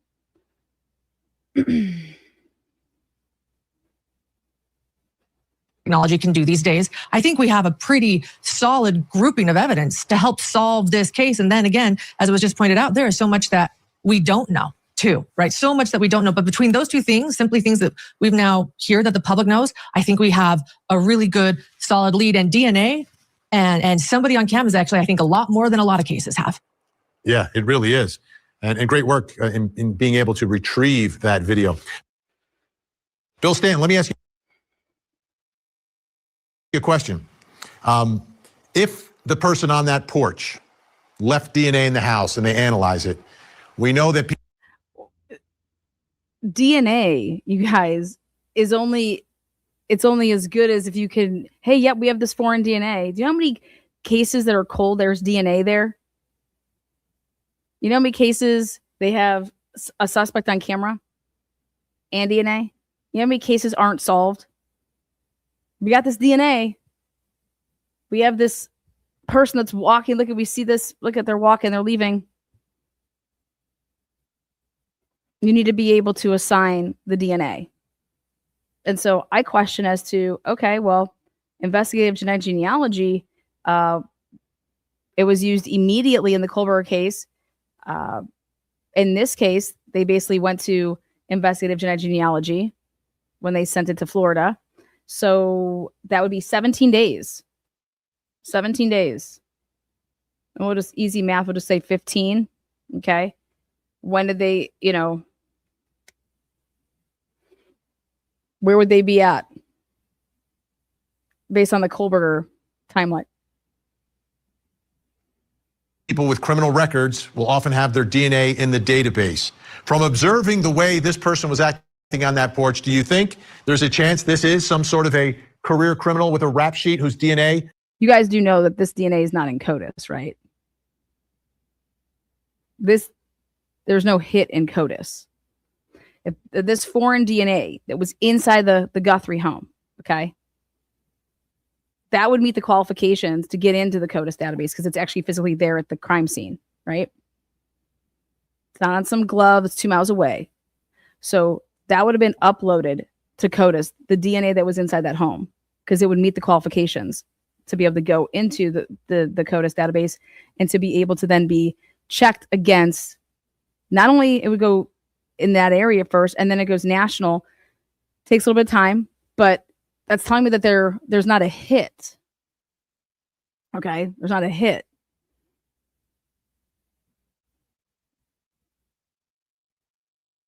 And this is when CC Moore is saying this case will eventually be solved, because if you have DNA in a case, it'll eventually be solved. And this is how I would like to say that instead of eventually be solved. We will eventually be able to reveal whose DNA that is. But to say the word solve because of that, I would say that we're going to be able to eventually reveal, whose DNA that was. Would be in the database, or do you think it may take genetic genealogy to track this guy down? I'm gonna split the difference with you, Vinny. I don't think he's the sole assailant. I think he's the hired lackey. I think there was more than one person. Okay. I think it was targeted. It wasn't random. And I don't think he has the physicality to take a person, carry them, put them in the car, manage them. I just don't see it happening. So I think he's a low-level thug, may have minor, probably DUIs, some thefts, and whoever's behind it hired him or went in partners with this individual to do part of the dirty work. Yeah, Lauren, I agree with Bill on that. I've been thinking that since we've seen the video. He almost oozes being a lackey, like just the way he moves and looks and the things that he's doing. What does your gut tell you, Lauren? Do you think if this person left DNA at the scene and they identify it, do you think they're going to find it in the database, or are they going to have to resort to the genetic genealogy like they did in Idaho 4? And that takes a little bit more time. Yeah, who this is, I think depends on the motive. Whether or not this person was acting alone, or if this was an organized crime and he was, essentially the hired person to get this done. I think that from the looks of it, he seems very competent. That's one thing I think he as confident and fearless. Like he is on a mission. At the same time, he doesn't seem like a career criminal. He's picking up plants out of the front yard and holding them up for the doorbell camera like, oh yeah, second thought. Maybe should have thought of that one. I've got a full backpack, but didn't consider what I was going to use here. I'll just grab. What an idiot. I have a full backpack. Lauren, and what do you have all up in that backpack? DNA on everything that's in that backpack. There's the potentiality that you have DNA on that. And so that's what you want to go and use is items from a backpack. You want to use items from a backpack. No, that person was actually really smart to use something that did not have any possible DNA on it.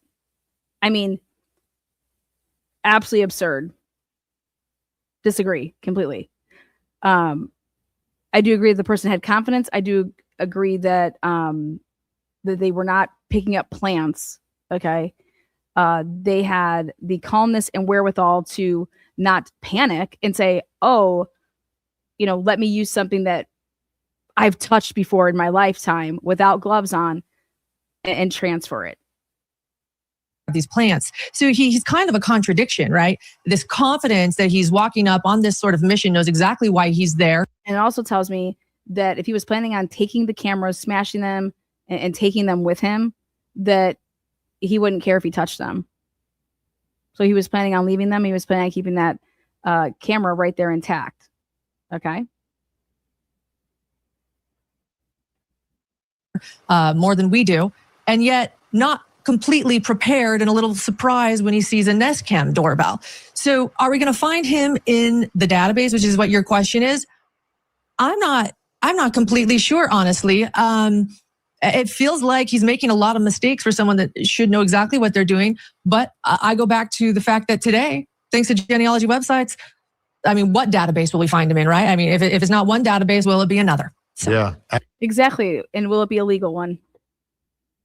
Because in the Idaho 4 case, everything they did with investigative genealogy, they violated the FBI's own interim policy at every step that you were supposed to obtain a search warrant. They did not.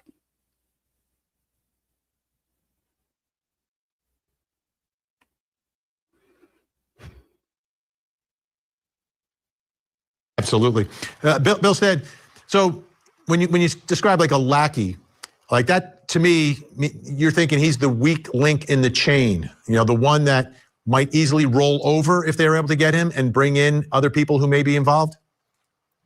I think they get one, they get all. To me, the energy that I'm getting is that this guy was given a script. He was given the plan. This is what the house looks like. You may want to case it out. So while he may have seen it from the street, right? The person behind it gave him the details. So go to the door. So I guess he wasn't anticipating it. To me, it seemed like he wasn't expecting the Nest Cam. He may have been the second or third one, and it looked like they were on a job. It looked like, he's this guy, low education, menial jobs his whole life, right? Did a couple of like breaking and enterings, maybe took a car in his youth, and he's getting hired for this, and he's going to get the big payday. I do not think this was a contracted homicide, because why would they take the body? Why would it be done in such a manner? Why would you even be wearing a mask? If you knew the whole layout, you knew where. I have an answer for that. Well, look at what's happened here. If there's a body there, this person had interaction with her, right? This wasn't ransom, which I don't believe that it was, but taking the body does what? Someone's body and whatever would be on them or could be on them. There could be transfer of what? Oh, DNA. I mean, I don't know. 17 days. And where's this case? This seems like a pretty amazing pivot. Every single, if none of this was planned this way and blah, blah, well, then these were extremely amazing pivots by an absolute idiot, right? Wow, this person's just getting lucky every single day. Amazing. Everything was. I think this is a kidnapping, and I hope she's alive. All right. Bill Stanton, always great to take advantage of your experience and insight. Lauren Mathias is going to stick around. Coming up next, What impact is all of this social media attention having on the case? We love you, Mom. Who steals somebody's mother? Where the hell is Nancy? Where the hell is Nancy? They took Savannah Guthrie's mother? Who steals somebody's mother? There's a ransom. They really kidnapped somebody's grandma. Where is she? Where isn't she? So everything's taken from TikTok here. TikTok. They know where she is. She's already been found and they're doing something else with it. And I don't know what, and I can't speak to that. My thoughts and prayers are with Nancy Guthrie and her family. And please let me know, who do you think did this? And do you think this case gets more suspicious by the day? A new bombshell has entered the villa, and it is this man right here in the Nancy Guthrie disappearance. Are these the people that Vinny follows? Are these the people that people follow on TikTok? Like, how do you find these people? Okay. Or do you have your producer and do you say, hey, go find me the most ridiculous shit? I'm just curious if, like, I'd be posting only people that, like, I would watch. Or I'd be saying, this popped up in my feed. I have no idea how. But I want to have some background on who these little clips are from. It was the sister. It had to be the sister. Because why does everything have to be so absolutely fucking unbelievable? Is this helping or hurting the case? What, somebody using their social media as their fucking diary? Why are you consuming it? Look at her eyes. And Tommaso? Who spells Tommaso with an extra O? Okay, where is Nancy? She is not in the septic tank. Damn it, I'm gonna go find this damn lady myself. Nancy is in her 8. What the hell y'all need with Nancy? Vinny, I think the common denominator between all of those people and the rest of the world, the answer to the question they want, where is Nancy? Absolutely. Thanks so much, Cody. Great work tonight. Appreciate it. That brings us to the final question in our investigation this hour. What impact is all this social media attention having on the case? Right? There's been no arrest. It hasn't been solved. Still with me, podcaster Lauren Mathias, and joining me, criminal defense attorney, host of the Defense Diaries podcast, Bob Mata. All right, Lauren, ladies first. What do you think here? What's the impact on this particular case? Let's talk. It's no different than any case, really, Vinny. I mean, social media has been around for how long now? I think that what we should be talking about is, why was Nancy taken at the time that she was? Is this a situation where it's like, don't look over here, look over here? Again, that goes to motive, though. But social media, Vinny, has been around for a very long time. And I think that this case is on a way lower of a scale, social media wise, than I've seen in other cases. Let's talk about the positives first. This case is getting attention. And we heard there from Savannah, right? If anybody knows anything, please, someone had to have heard something. The more eyes on something, the better. It reminds me of Gabby Petito. When the world. Also, Vinny, Nancy Guthrie was the one that went ahead and used Instagram to communicate and has been communicating through her Instagram account. So it was like the family has decided that they want to use social media to communicate with the world, to communicate with their abductor. And I guess that question should be for the family as to why they wanted to use social media when handling their mother's kidnapping case. Maybe because it works. The world looked for Gabby Petito, and the world found Gabby Petito. It was a horrific ending, but we found her, and I think that was a time when social media really did help the investigation. Negatives? Gabby Petito's case, what helped it, literally, when you want to talk about fluke, is that somebody just happened to be recording as they were driving along, okay, spending time doing whatever it is that they were doing, and happened to catch what they caught on camera that was not like designed for that. It wasn't like after the fact, when she was gone. That was happening in real time, that video happened to catch.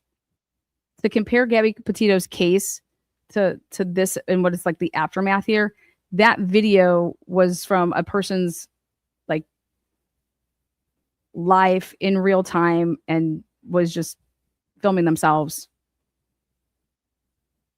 The other dude that she was with, what was that account called It wasn't like out there looking for, Gabby at the time when that happened. I just think that's a horrible comparison.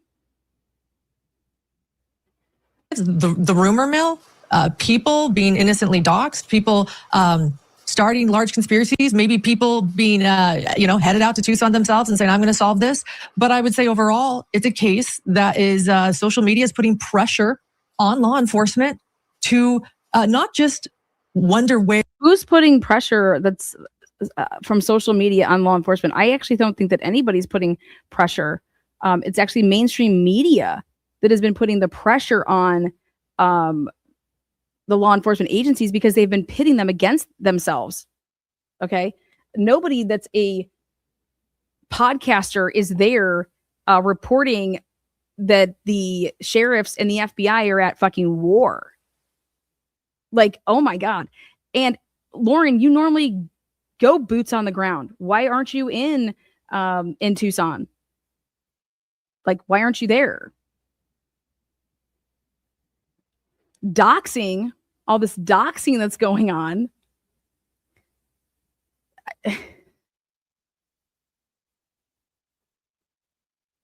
There is Nancy, but to bring Nancy home. We want to see her safe. Yeah, and the Gabby Petito case, it was a YouTuber. It was a YouTuber's video where they spotted her van. Bob, what are your thoughts here? What impact is all this attention on social media having on this case? It's a blessing and a curse, right? Obviously what law enforcement wants to get out to the public at large, obviously social media is incredibly helpful with that. When they get a video of a potential suspect, a likely suspect, they can get it out to the world at large. And, the hope being that somebody's gonna be like, hey, I recognize that guy's walk, his gait, the way that he picks flowers, whatever the case may be. And the hope is that leads to a tip that leads to an arrest. And, obviously the other part of it is that there are a lot of people online that can produce incredibly useful information, but that is balanced by people that are doing things that are not helpful and are frankly hurtful. Lois Gibson, she's an amazing sketch artist, probably the most accomplished in the country, and she puts out a sketch based on just this dude's eyes. Frankly, I'm kind of waiting for the feds to knock on my door. Or do I need to shave? It's like people just need to be responsible with what they're doing. And, that's always the concern. It is that blessing and a curse. It's the ability to get. So I'm confused here because that has nothing to do with social media. This woman, is he saying, I have to ask Bob myself, because how I'm understanding this is that he's like, this is very absurd that she would put out this, even though she's a really accomplished sketch artist. She used, I guess, social media to do it though, right? She put it out on social media. And then somebody has a show having her on, and at least we got to hear from her in her own words saying, yeah, this is all, my methodology was all guesswork. All of it's guesswork. What? She's done 5,089 cases. You guys, she didn't just start doing guesswork in year 43. Okay? Dangerous. And this isn't the only time that this has been dangerous. And I can't imagine if there's any defendants out there that Luis did guesswork in their case. Information out to the masses instantaneously, but with that comes a lot of problems. We have about 20 seconds each. Lauren first, what do you think the suspect thinks of all this social media attention? Yeah, I have to say, Benny, I think that they don't even understand it. I think that they do not speak English, do not understand English. I think that they live in a cave and but yet are best friends with Harvey over there at TMZ. I think that,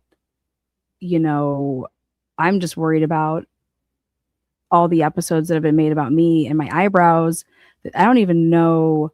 What was your question again? First off, I agree with Bob that these resources are incredible. And what do they think of this attention? It depends on who it is, right? Are they the ones sending the ransom notes and are they loving this attention? Or is all the social media attention causing people to send fake ransom notes and disrupt this investigation? I think that's actually the ultimate question. How does a suspect like this, and is it actually helping in this? You guys, if I was to read off every email that I got, okay, it would be like, Lana, why are you putting that stuff out there? Here, Harvey, why is anybody calling the problem? It's absolutely wild. But this isn't social media. TMZ. She's talking about TMZ right now. What was the question again? Remember how I just said that? Like, oh wait, what was the question? I knew that she would answer. What do you know what the question was asked of you? Do you know what the question was? No, by her answer, no, she does not. So here, this was the question. What was the question here? A lot of problems. We have about 20 seconds each. Lauren first, what do you think the suspect thinks of all this social media attention? Obviously, I think that if they're watching, you wouldn't want it. Who would want this type of attention? That means it's going to be a greater chance of them getting caught.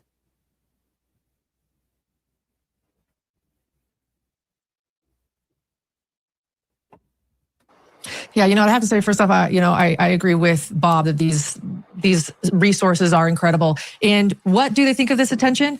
It depends on who it is, right? Are they the ones sending the ransom notes? And then are they? It depends on who it is. It depends on who it is, how they feel about this attention.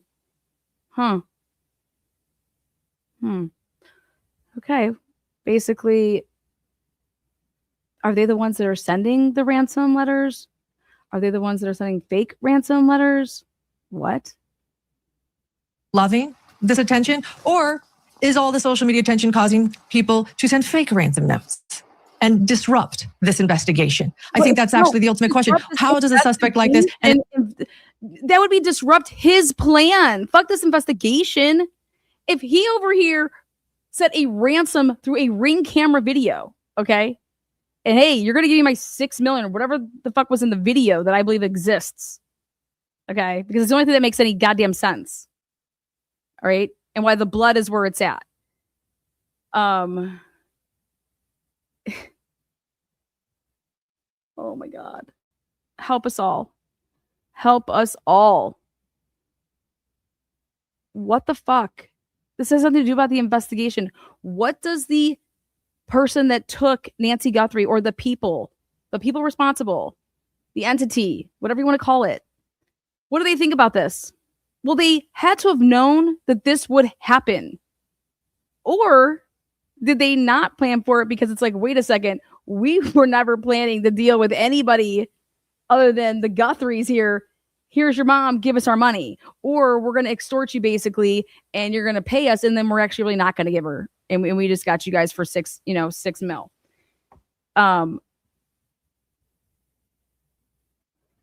You'd be a fool, in my opinion, to believe that the person that took Nancy Guthrie's mother ever sent shit to KOLD or to TMZ. And if you do believe that they were the person that did that, then Nancy Guthrie was killed immediately. Because you ain't getting shit in money once you go to the media like that. Because the Guthries can no longer pay a ransom like that because of the precedent that they'd be setting, which would cause this country to be fearful of, hey, guess what? The Guthries say it's okay to deal with terrorism because that's what this is. Is it actually helping in this case? Bob? Yeah, the ransom note thing is weird, right? I mean, it seems like it's kind of fallen off the map completely. TMZ got somehow inserted as a major piece of this puzzle, which is bizarre. Ultimately, how it's going to shake out, I hope that the damage that's been done doesn't cost Nancy her life. Big thanks. Bob Motta, Lauren Mathias, Hidden True Crime, and Defense Diaries. Check them out.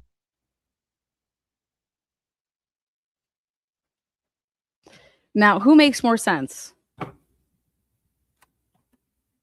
TMZ, really bizarre. How did they get thrown into the mix, right? Again, though, that's not... I thought this was about social media. Okay, so now TMZ is social media, right? It's... The world is changing, and either change with the times or be out in the cold, okay? It's like anything in life. Do you want to keep wearing the 1970s perm? Or are you going to, it's trends, right? And as things evolve, everything evolves. But asking Laura Mathias what she thinks in cases is just humoring me. Okay. Like, it's absolutely, there's no logic and reasoning skills. Sorry. I saw the coverage with Delphi. It was absolutely ridiculous. Coloring during the fucking trial. Running out to the car to talk about Alive for 20 minutes about what did not occur in there. How come myself, Bob, Andrea, Lawyer Lee, how come our shit that we were talking about was, I don't know, almost like you couldn't go to one of our channels and we would be like, wait, that's not what the fuck I heard. Wait, I was in the same courtroom. How did I, if anything, it would be somebody got more details versus it would not be the complete opposite. And for what she does for a living, I just would never, if Vinny was to ask me about anybody going and covering a case and me blast them, I would be an absolute fucking hypocritical piece of shit. Okay? Because everybody that you just showed, Vinny, none of those people went in our boots on the ground for the Guthrie case. I'm sorry, Vinny, I don't watch TikTok. I have no idea. I've never seen any of these clips that you just showed me.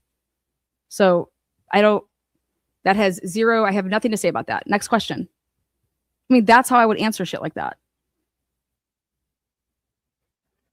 And no, I'm not going to get this material beforehand and me to go research your fucking little TikTokers that you want to put up here who are absolutely ridiculous and have nothing to do with shit. I do not know who these people are.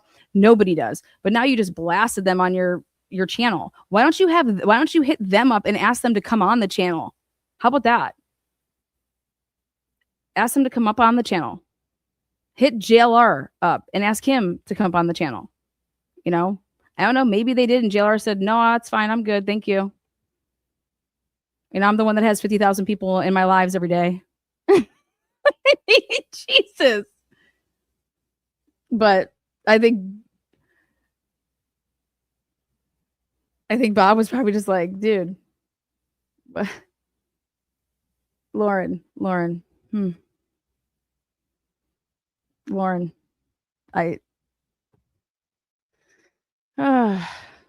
how about get the 857 guy from Tucson? How about get I don't know. What's wild? But hey, social media. So, and nobody said the most important thing is Savannah and her siblings used Instagram to communicate. That's their choice. That's what they chose to do.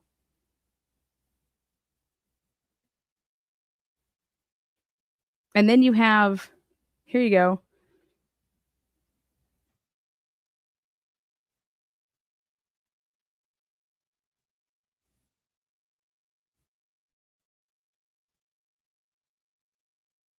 TMZ founder Harvey Levin. We have no idea what the FBI is or is not doing. Okay. Harvey says something and it's like, yep, that's true.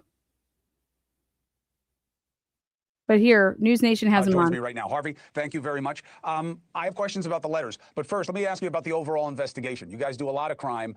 You've got a legal background yourself. What's sticking out to you right now is relevant? I think there are a lot of lines in the water, but they haven't caught a fish yet.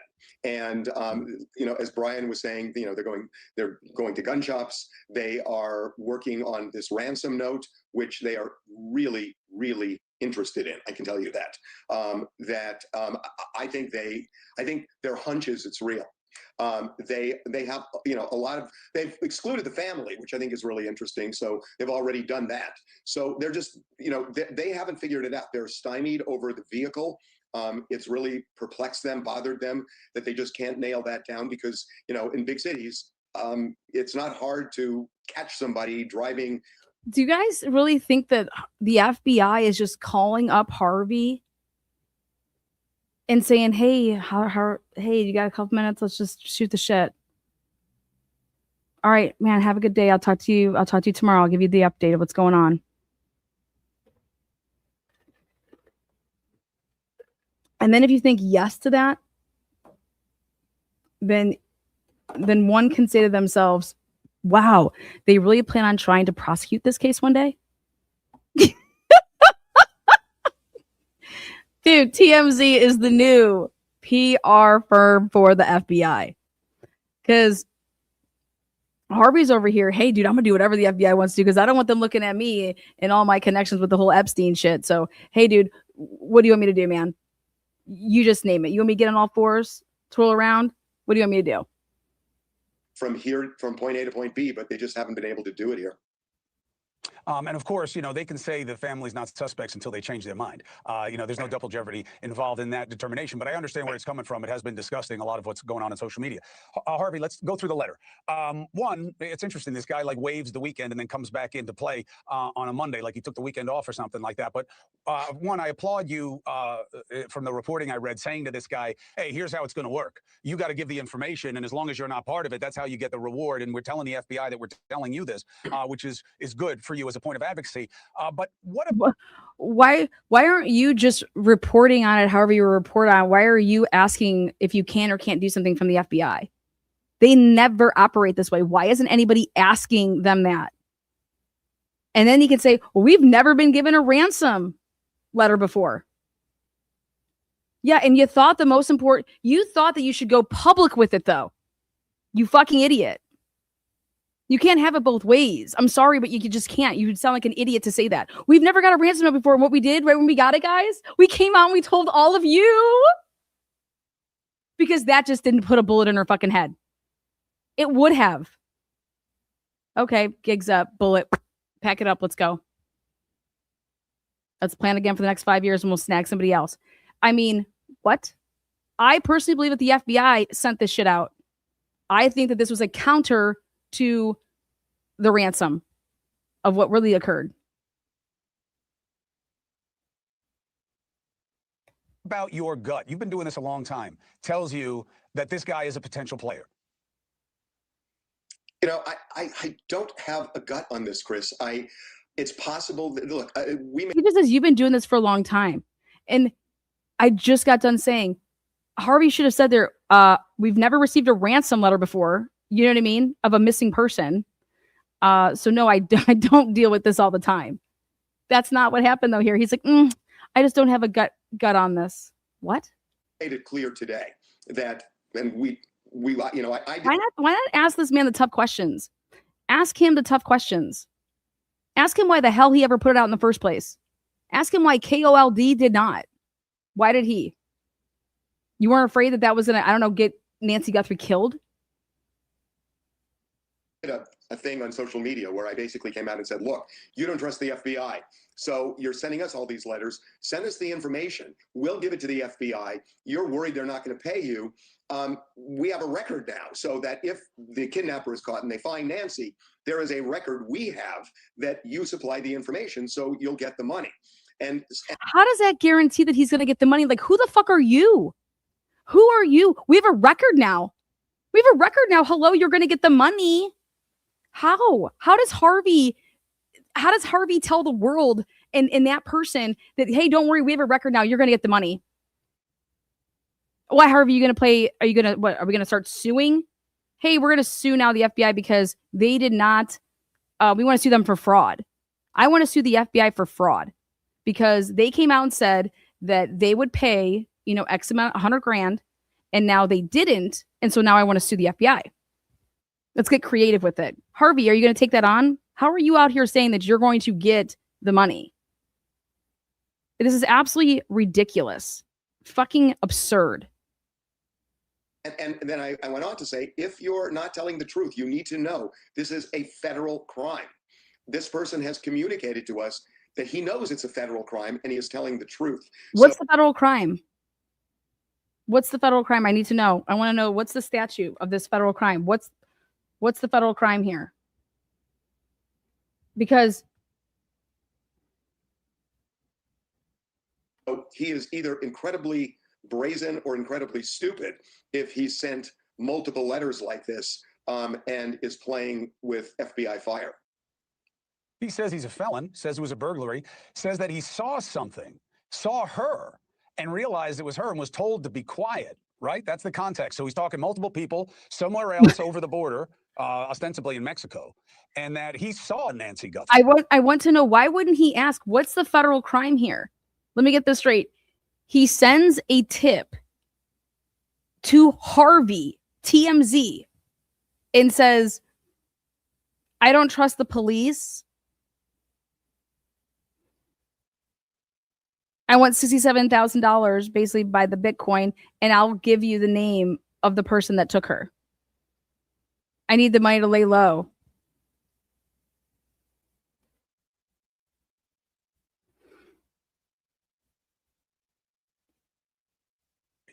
I'll read you right from this letter he sent today. Oh, now we're I reading. know what I saw 5 days ago south of the border, and I was told to shut up. So I know who he is, and that was definitely Nancy with them. So this is the second time in letters, in emails, where he has referred to kidnappers as them, multiples, but clearly a main guy. And he claims he knows who the main guy is, and has been saying that to us now for days. So, is he telling the truth? I can tell you the FBI is interested in these emails for sure. But we will see if he takes me up on the offer. Right. And you gave him a good warning. If he's not acting with integrity, he's asking for a big problem, because it's not if, it's when. Because If he's not acting with integrity, it's not extortion unless it's what? Unless he's what? Lying? Do you hear that? If he's not acting with integrity. If I believe that this person took Nancy Guthrie and I have all this information, but if I give it up, then then they're going to come after me and I need $67,000. There's this reward money. Okay, $100,000. Because I don't believe the FBI is going to pay me, and I'm going to give it this name, and next thing you know, I'm going to have this big target on my back, and blah, blah, blah, and this is what happens to people.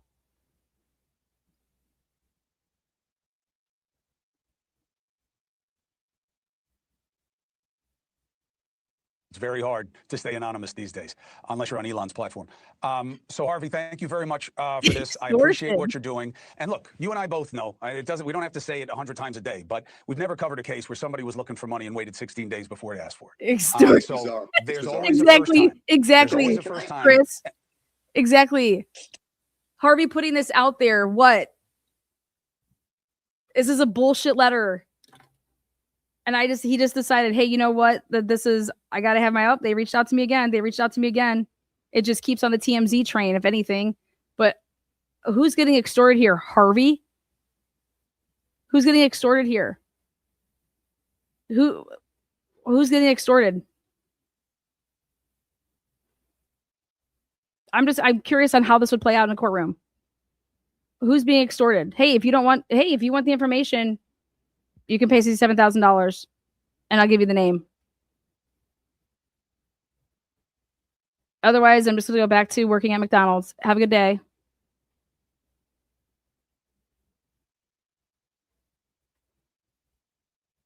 Can I mention another thing to you, Chris? Hey, TMZ, you guys pay for everything.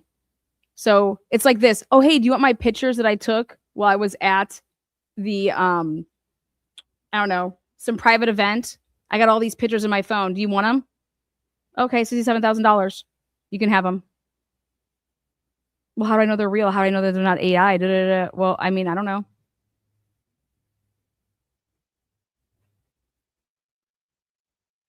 Oh, hey, I was at a private fundraiser and and I was able to sneak in my phone and I took a ton of pictures. If you want these pictures, $67,000, you can have them.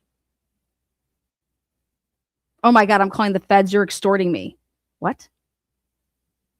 That's not associated with a crime, duh. Yeah, it would be. If I'm over here saying that if I took pictures of the P. Diddy, I don't know, freak offs, and there was young kids there. Here, do you want these pictures? $67,000. Is it a crime? How am I extorting Harvey? I'm just simply saying, if you want this information, I'll give you the information that I have. $67,000 is what you can pay me. Because he wants the story. So here, you want the story? You can pay me $67,000 and I'll give you the information that I have. And that gives me money to go lay low. because I don't believe that the FBI is going to give me the money, and they're going to try to blame me and act like I was part of it.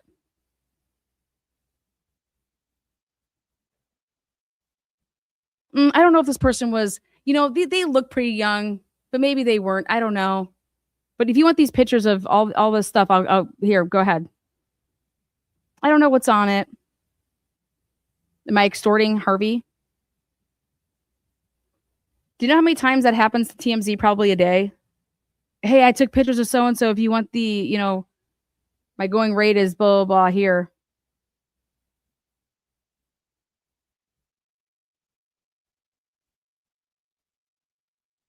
Yeah. This glove.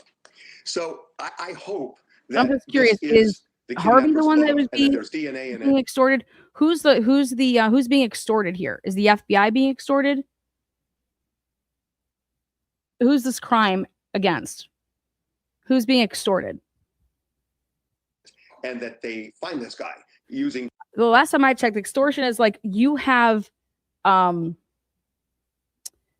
hey, I know you were there last night. I took pictures of you, and I'm going to send these to the fucking feds unless you pay me $50,000.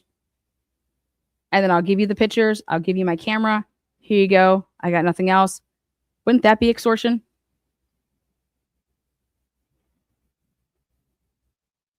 So I'm just trying to understand how this would be extortion.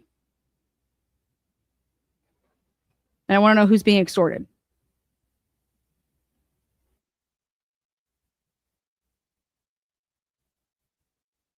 Because I would think that I would have to go to you and to extort money out of you. And then it's like, oh, I have this big reveal here, but you got to pay me for it. It's like services. These are my services. This is my service fee. I'm not extorting you. I'm offering you a service / a product. I don't understand.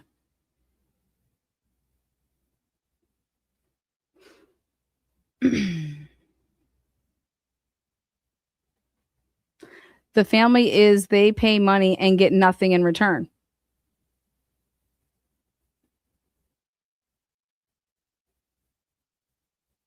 But the family wasn't sent this.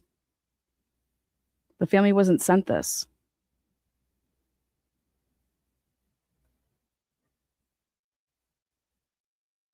This person didn't send this to the family. They sent it to TMZ. DNA.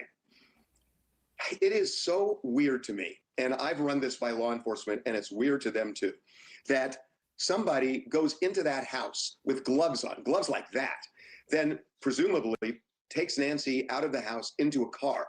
What is the first thing you would do when you sit behind the driver's seat after you get inside with Nancy? What's the first thing you would do?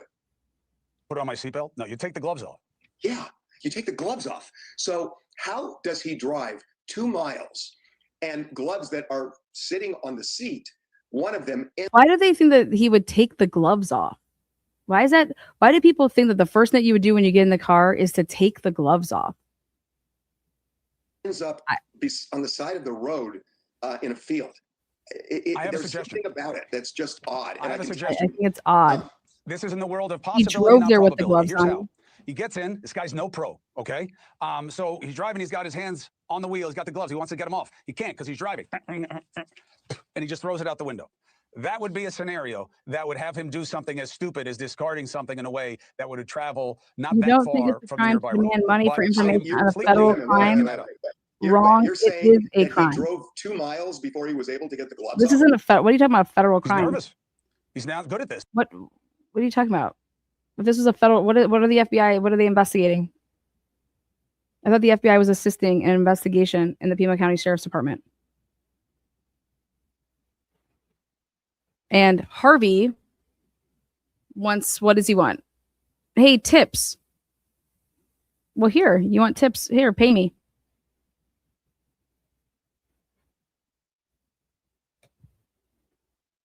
I would love to know what more of the letter says. Does it say something like, hey, you guys are used to paying for pictures and stories all the time.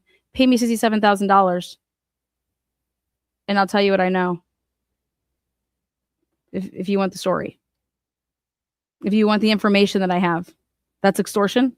I'm extorting Harvey. I would just love to know.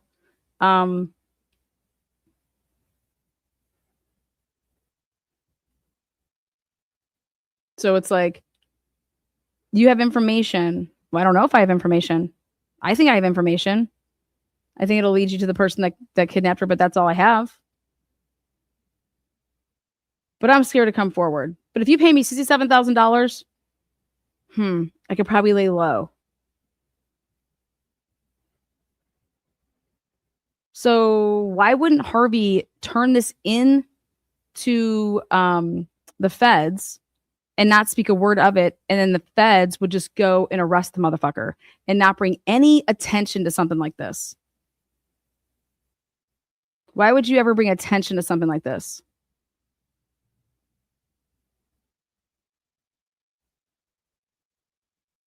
I just want to know who's getting extorted. TMZ pays for stories all the time. He doesn't know what he's doing. Maybe she's bleeding. Maybe he's scared. Maybe he's an idiot. It's sounding like a novel. Look, you may be right. It's Listen, just I'm with you. But here's what we know. One of the most sophisticated people in the country Oh, is in the yay. family that has every level of law enforcement concerned about this abduction. She's gone, and they're looking for DNA. That is all true. Now we get to, sounds like a book. Let's see how the chapters end. Yeah, fair. Harvey, I appreciate you. And again, I've said it before. I'll say it again. I respect the level. Why would Harvey be part of an extortion plot? Why would Harvey come out and tell the world about this and continue to talk about it every single day?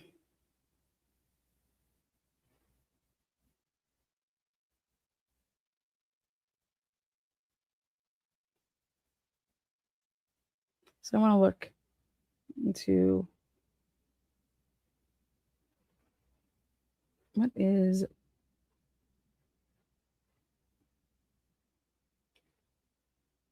okay. Under federal law, extortion is defined as obtaining property from another with their consent, induced by the wrongful use of actual or threatened force, violence, fear, or under color of official right. This includes threats to injure reputation, property, or safety, or using public office to force payments.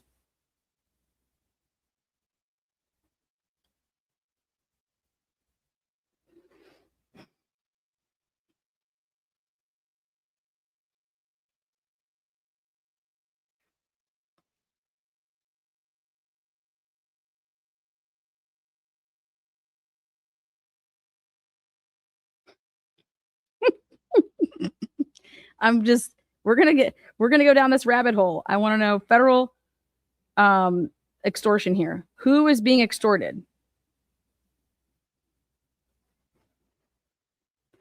Is Harvey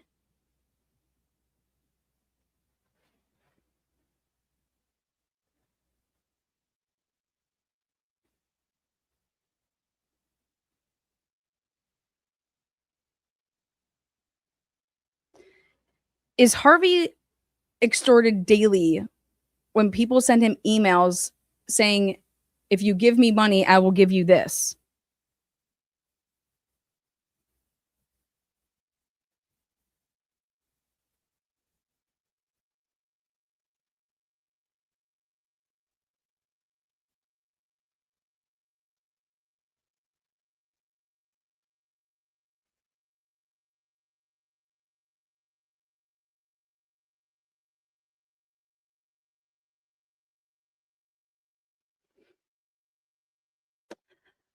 Drone Life says it's a federal crime to ask for money for information for federal crime.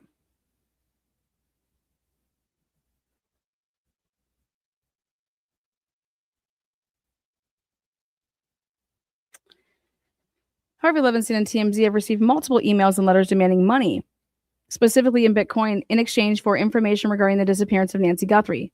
While these demands have elements of extortion, demanding money for information, the legal classification is part of an ongoing investigation. Harvey has treated these requests seriously and has been forwarding all correspondence to the FBI.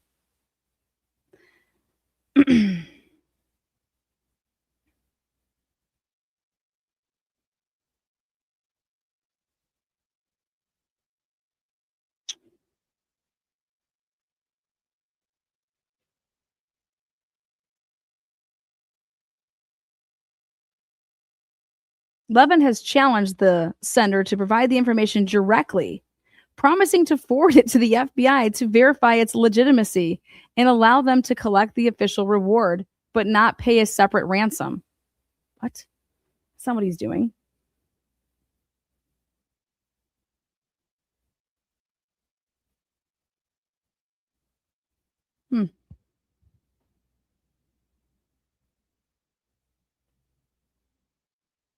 I don't think this person knows a goddamn thing, right?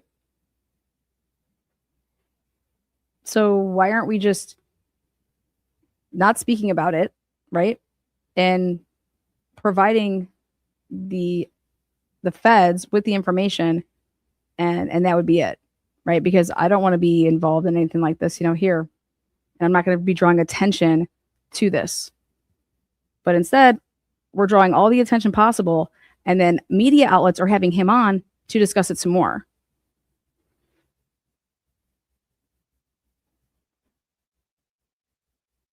And yet we can't trace the person that sent the email that's, in people's thoughts, extorting. Well,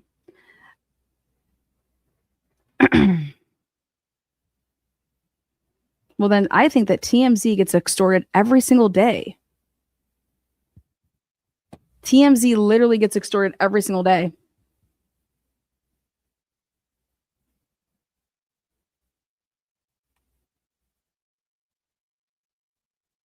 As you're not part of it, that's how you get the reward. And we're telling the FBI that we're telling you this, which is good for you as a point of advocacy. But what about your gut? You've been doing this a long time. Tells you that this guy is a potential player.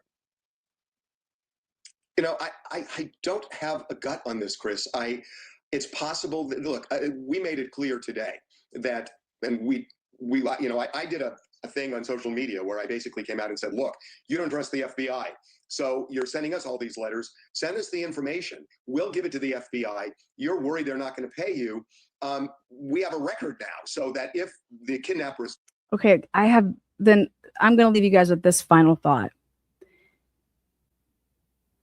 I would believe that this type of information, once Harvey has made it the way that he has, and he's saying how he's being communicated with, wouldn't this be grounds for the FBI to go get a federal trap and trace put on all of Harvey's, like his emails, his phone?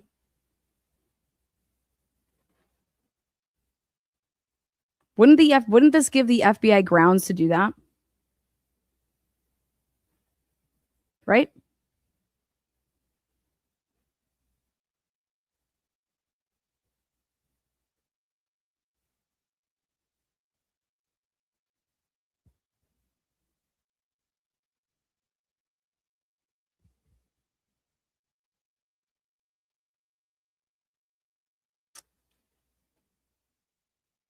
See you on the next one.